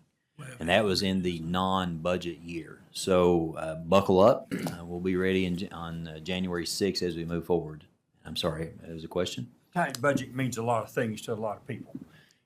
My question is this information you're getting from I think they call it the Economic Forecasting Group. I don't know what the current name is, or is this what's coming kind of anecdotally from legislators? Both. We're getting some reports from that group. And, even when we look at our SEEK forecasting, we do work with the Office of State Budget Director and his office to say, what does it look like as far as our numbers for special education? But they also come in with projections as it relates to property values. But what we're hearing directly, mostly what we're hearing is coming from legislators. But I will say that we've heard some others. I won't say it comes directly from the group you're talking about, but we're getting information that supposedly comes from that group too. Thank you. Julie? Yeah, I think some of this also goes back to our previous SBDM conversation and leveraging the people who are on SBDM to also be advocates and be not only advocates, but be aware of legislation that's going on. I was listening to a local school board meeting the other night, and there were teachers coming in to speak out against a particular policy or whatever, and this was the first time they had heard of it. Well, it was legislation that was passed in the previous legislation session, and the board was doing what they were required to do to pass policy. And so really, I don't know, helping people understand in normal language what the bills are that are coming out. So, because people are feeling blindsided, but also they're not aware of things. So I'm constantly listening to the sessions on KET as I'm driving and things, but not everybody does that. And so and this comes back to kind of communication and just us figuring out, how do we get more people informed to help us advocate for what we're trying to do, but they can't do it unless they feel confident and that they're communicated to in a language that they understand. Because so many times now I'm seeing Senate Bill 181 was a perfect example. Once the districts were trying to implement it, everybody's like, what in the world did they do? Well, that all was transpiring the previous October, November, December, But which is mostly when at we the needed end of the people session, participating in the process.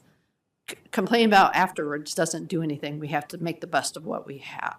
So that's just my 2 cents. Well, even too, with Senate Bill 181, I think there was good intentions there, first and foremost. Oh, yeah. And I think they would have been so much better if it would have been taking effect maybe September 15th or September 30th.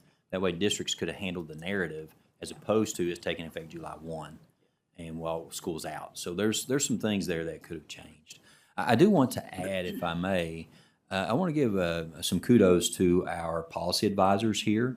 Our policy advisors with Todd Allen and also with Dr. Perry, with Brian Perry, have worked on protocols on what is the bill review, what does it look like, how do we, the template of what that, for example, if we have leadership that's sponsoring a bill, then we need to get on that bill review very quickly. If there is a bill that maybe is that's a high priority for us, we want to make sure we get on that bill review quickly. So there are different types of bill review. One deals with how we review that in CLEAR, which is for the governor's office, and then also to providing that information to legislators also. So there's been a lot of work with our policy advisors, and I want to thank we have policy advisors across the organization that have worked closely to say, what does our procedure look like as far as that bill review, and making sure we get that in a timely fashion. Thank you, Dr. Fletcher. Now, we have, in the past, we have really tried to provide talking points, alerts, and information of that nature to board members during the session. So we will continue that practice, and we will try to find an alert system if there is some need to go into action, if you will, because all of us have the capacity through several different routes to help us share information and support our legislative priorities. Dr. Todd? I just wanted to applaud you for your visibility with the legislators.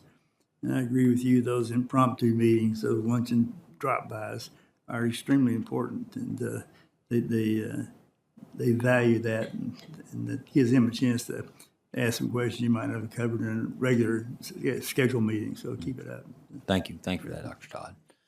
Some things that we can look at, and again, I don't want to have the commissioner's weekly report to grow too much, but that might be an avenue where we can say, okay, these are some bills that we can hyperlink as part of that's come across that you can see too. So that might be as part of that weekly commissioner's report, because you see in that commissioner's report what I do throughout the week with a synopsis of each of those interactions, and also what's coming up in the upcoming week.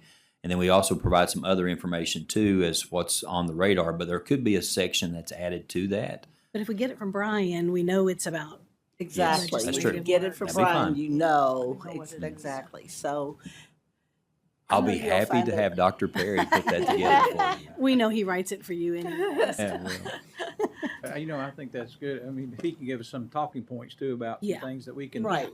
And I take Randy, as he's saying, we get out with other people, and we need some talking points, and not just for that, but for anything Yeah. big that comes along, and that would help us when we get out among the public and schools and people like that. all right. Sounds like we're anxiously awaiting the opening of the session. The budget year is always, just really fascinating, and this time we have some added dimensions of fascination. Commissioner, will you do the next item from there? You want to? Yes. Oh, I need to come. I'll come up. Okay. And all right. I'll make one other comment. I do want to take the opportunity to thank the legislators that are reaching out. It's so important because sometimes there'll be a bill that they need more information on. And so we want to make sure that we get them that information in a timely manner. And also in the governor's office, when they reach out and ask our opinion, they don't always take our advice, but to have those relationships open is so important. So I do want to take the opportunity to thank our legislators for reaching out as they do. And Brian has encouraged them on a regular basis to reach out before a bill is drafted so we can help out there. Okay. And then the next one. Well, the next item is the presentation of the Kevin M. Nolan and Mary Ann Miller Award for Outstanding Public Service. I think these are good, positive people. Okay, switching to this seat. One of the best parts about being commissioner is to see our people being recognized. And so this is an honor for me to present the 2025 Kevin M. Nolan Mary Ann Miller Award. And this award recognizes a Kentucky Department of Education employee for significant service to Kentucky's public schools and providing inspiration for education. The award is named for Kevin M. Nolan, who served as KDE's Deputy Commissioner, General Counsel, and as Interim Commissioner on 4 separate occasions, and Mary Ann Miller, who served KDE as a Program Consultant, Staff Assistant, Policy Advisor, and Director of the Kentucky Board of Education, and Chief of Staff. Established in 2013 to recognize Nolan's 18 years of service, and KDE added Miller's name to the award in 2017 to honor her 30 years of service to KDE. A selection committee was made up of KDE employees, reviewed and rated this year's nominations. The work of this year's recipient inspires schools to dream bigger, serve better, and believe in what is possible for every learner. From her early days as a paraprofessional and special education teacher to her current leadership role at KDE, this year's recipient has remained unwavering in her commitment to students with disabilities. She joined KDE in 2020 as an exceptional children consultant. Since then, she has been a driving force in reimagining how Kentucky supports students with disabilities as they transition to adulthood. As a founding leader of the Transition Education Unit, she has helped elevate transition services to a launch pad for joyful, purpose-driven, and independent futures. Her work is deeply practical and grounded in the real needs of schools, and most importantly, of students.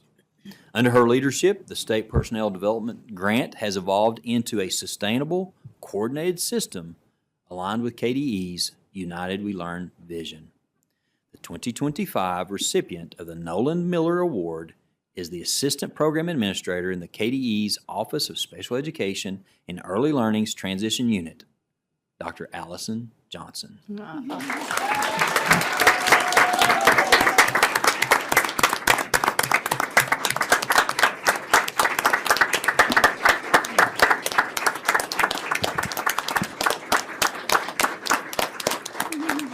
Dr. Johnson, if you could come forward for a few words. Yes, for a few words if you'd like. If you'd like to say anything at all.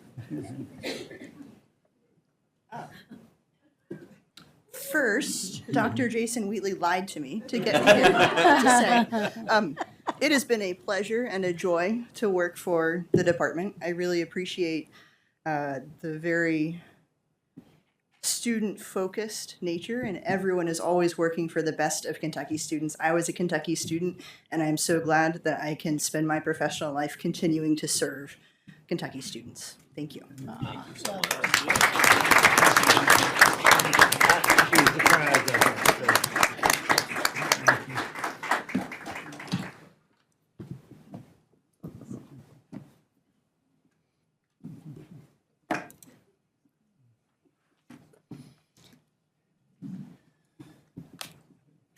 I've been trying to look at, I put social studies, it came back social sciences, it's the same thing. But there are some places, social studies background.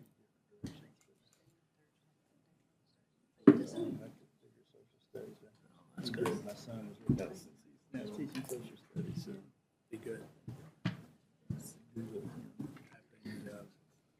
Social studies degree. This is not the first time that Dr. Johnson's been recognized. As a matter of fact, if you take a walk down the hall and look at our wall of our SEAs, our Strategic Education, Strategic Excellent Awards, she's also been a recipient of that, again, nominated by her peers for the work that she does. So again, congratulations. Let's have another round of applause for Dr.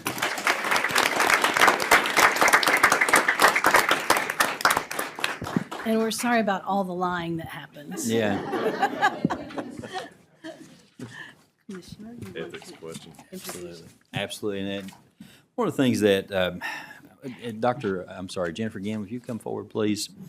The Kentucky, there's been a National Blue Ribbon Schools award system for many years until this year. And we wanted to take the opportunity to recognize 4 schools that have gone through this process, and then just recently was notified that they would not receive a national award. But the award system is so rigorous, we felt like first they earned the award, and we want to make sure we recognize them here. So I'll turn it over to Jennifer to talk a little bit about the National Blue Ribbon Schools Award. Thank you, Commissioner. This is the reason why there are a lot more people in here right now, so it's a good thing. It's the end of the meeting. So the National Blue Ribbon Schools Award has always been a testament to the exceptional achievements of students and educators at each of the schools recognized. The program has continuously raised the bar for our nation's students, with the schools being honored, serving as models for effective teaching and intentional collaboration in their states and across the nation. The program recognized schools based on their overall academic excellence. These schools are among the state's highest performing schools as measured by state assessments and nationally normed tests.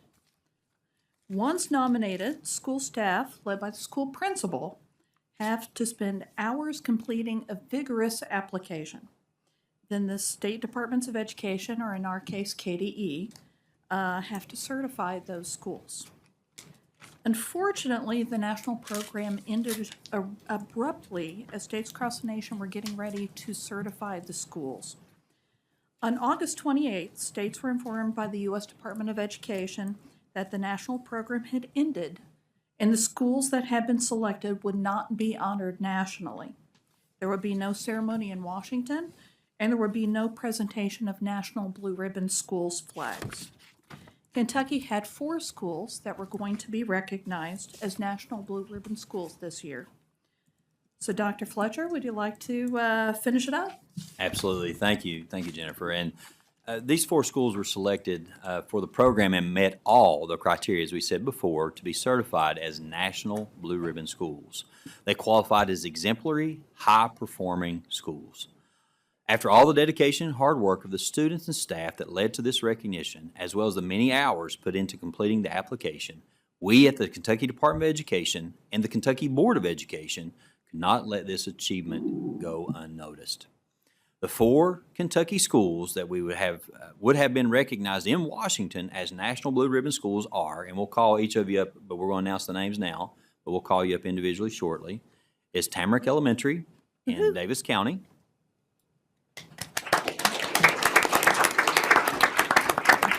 Graves County Central Elementary School, Woohoo!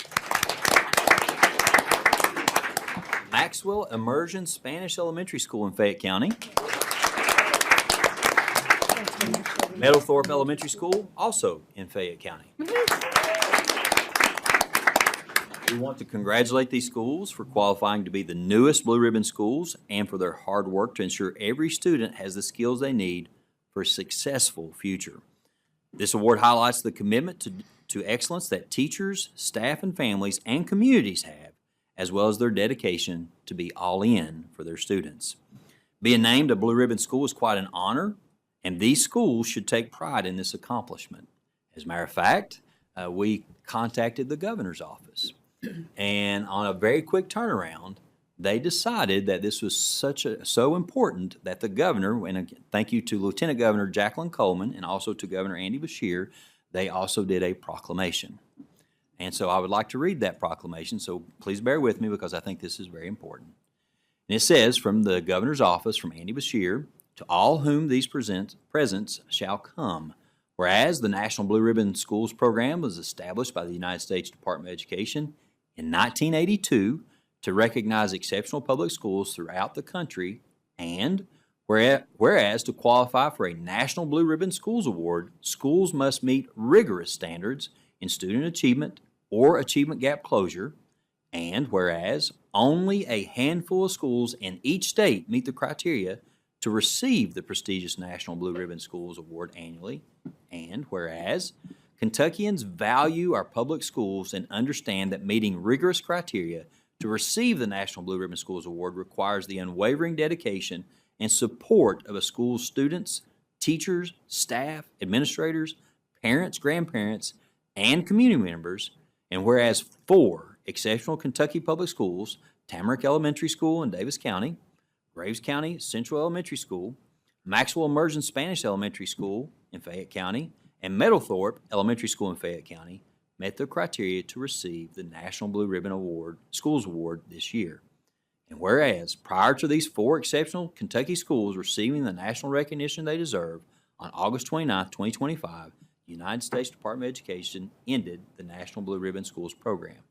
Now, therefore, I, Andy Bashir, which I've been called Andy Bashir a couple of times as in this role. I thought it was kind of interesting. Weird. It's very weird. He would say that too, I'm quite sure. Can't be doing that. It can't be doing that. Governor of the Commonwealth of Kentucky does hereby pay tribute to Tamarack Elementary, Graves County Central, Maxwell Immersion Spanish Elementary School, and Meadowthorpe Elementary School as Team Kentucky Blue Ribbon Schools. So congratulations.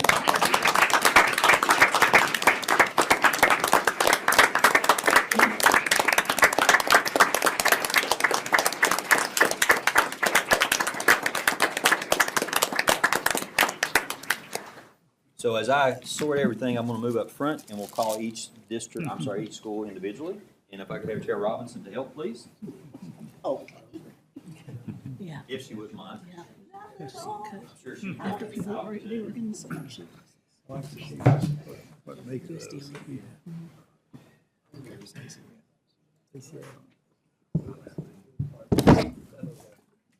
My own children went to Maxwell Spanish Immersion, just saying. First, we have Tamarack Elementary in Davis County and Principal Muncie. If you will come forward, and others with your group. Yay. Is there anything you'd like to say? We know you got a speech prepared. I'm not. Miss Muncie, our principal, could not be here today, so I'm Jessica Morris, the assistant principal, and this is Christy Bean, our instructional coach. This is truly an honor, the highest honor that a school can receive, and I think it's a testament to the hard work that our staff and students put in every day with the support of our district and our community. It's our motto at Tamarack that together everyone succeeds, and that is truly what we believe. There are no excuses when you walk through our doors, and I think you see that every day in our classrooms. We believe in the whole child, and we set out every day to do that, and this is just, it really is an honor today. Yay. Recognized for that. Congratulations. Photo op. Oh. This is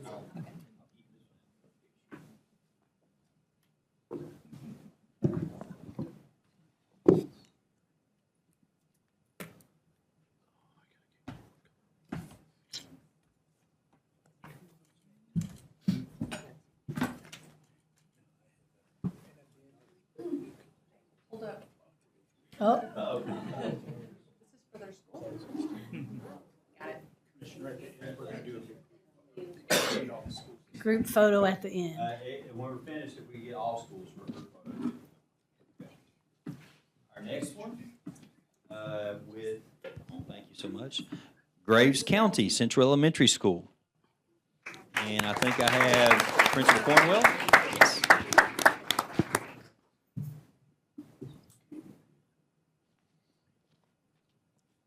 I'm Carrie Cornwell. I am the principal at Central Elementary.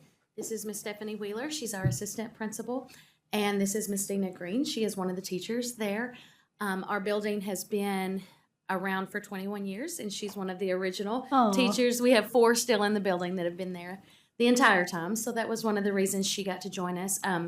We are a very people first school. We believe in pouring into our people, every single person. So we take a lot of pride in pouring into our staff, and we in turn expect them to pour into the students. It is very community forward there. We're far western tip of Kentucky, so 4 hours away from you guys, but we want our kids to have the same opportunity as anywhere else in this state, and we work really hard to do that. And so we are honored. The school received National Blue Ribbon in 2017, so this is the second time that we get to receive that recognition, but our first time being in the administrative role. So we are very grateful, and we are very appreciative of this recognition. That's all I have.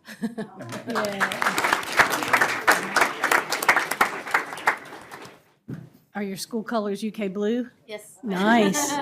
Reppin'. Oh, that was for the Blue Ribbon Award. UK Blue Ribbon School.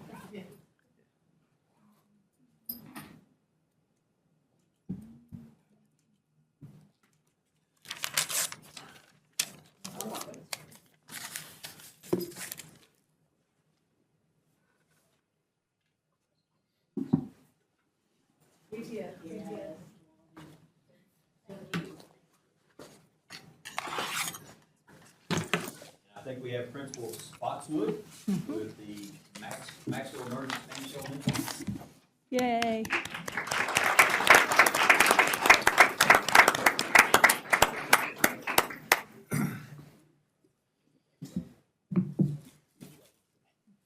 We just call him Spots, Commissioner. Thank you all so much. My name is Matt Spotswood. I'm the principal at Maxwell Spanish Immersion Elementary School. I'm joined here today with Dr. Young's son's former teacher, Lisa Hicks, and Senor Mato, who is our technology and everything else guy. We are beyond excited and humbled to announce that we have been named the Blue Ribbon School. This award is a culmination of an incredible journey, one rooted in love and the steadfast belief that remarkable achievements are possible when we collectively embrace the process.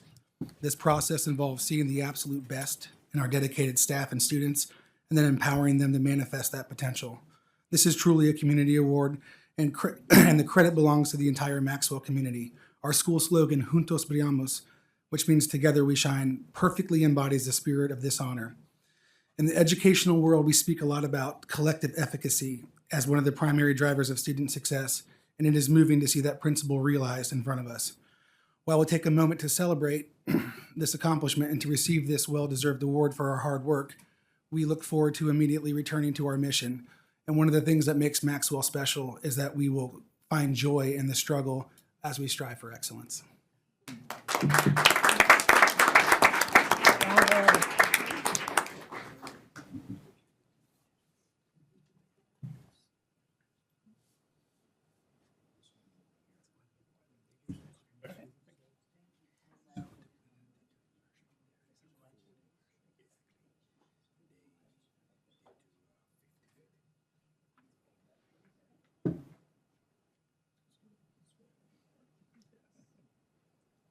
Yeah, be sure you're smiling.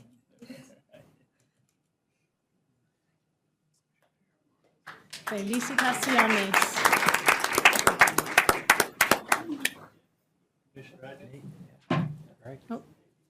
Commissioner, I just wanted to add that in 2008, I don't know if any of you were still there in 2008, but I visited your all school, and we came back in Boone County, and part of a portrait of a learner graduate at that time, we said we wanted to be world class. And we actually changed our system to be K-12 offering foreign language at that time because of the work that your school did. So I understand why you're a National Blue Ribbon School. So you made monumental changes for lots of kids.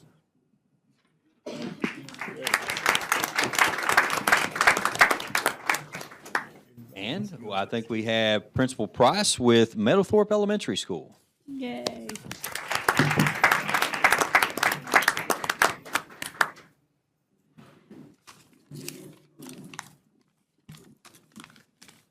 Thank you so much for having us today. I'm Stephanie Price, the principal at Meadowthorpe, and this is Tamara Forsyth, my assistant principal.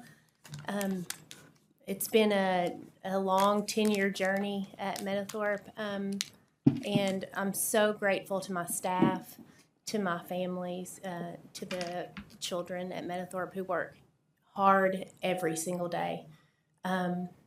It couldn't be done without that community and without the focus on achievement and growth every single day. I just really appreciate it.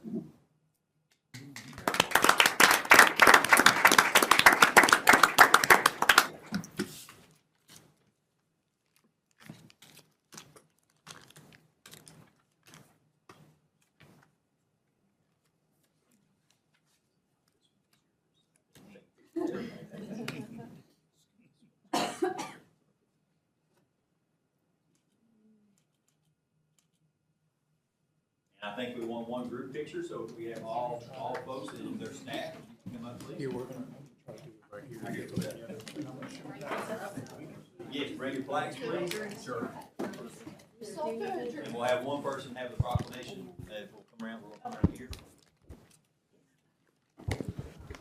So whoever's in the middle, can hold the middle proclamation. Everyone to bunch together. Kind of stagger a little bit. We can kind of move together.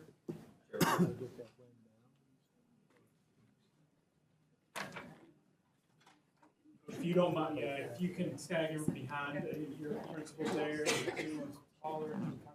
No fun.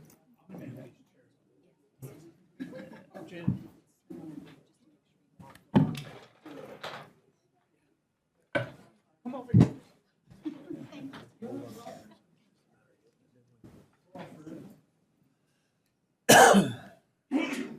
1, 2, 3.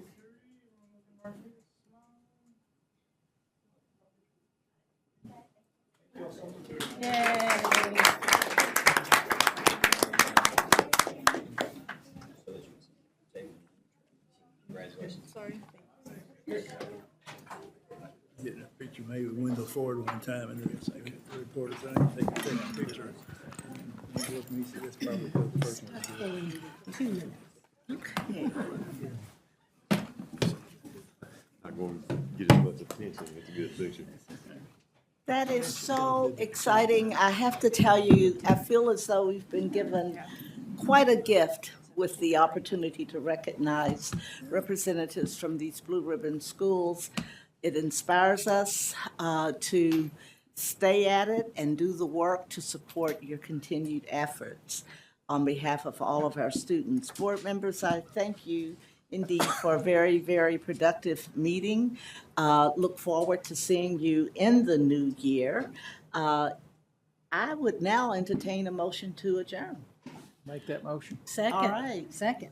It is moved and seconded. All those in favor of the motion to adjourn, please say aye. Aye. Any opposed?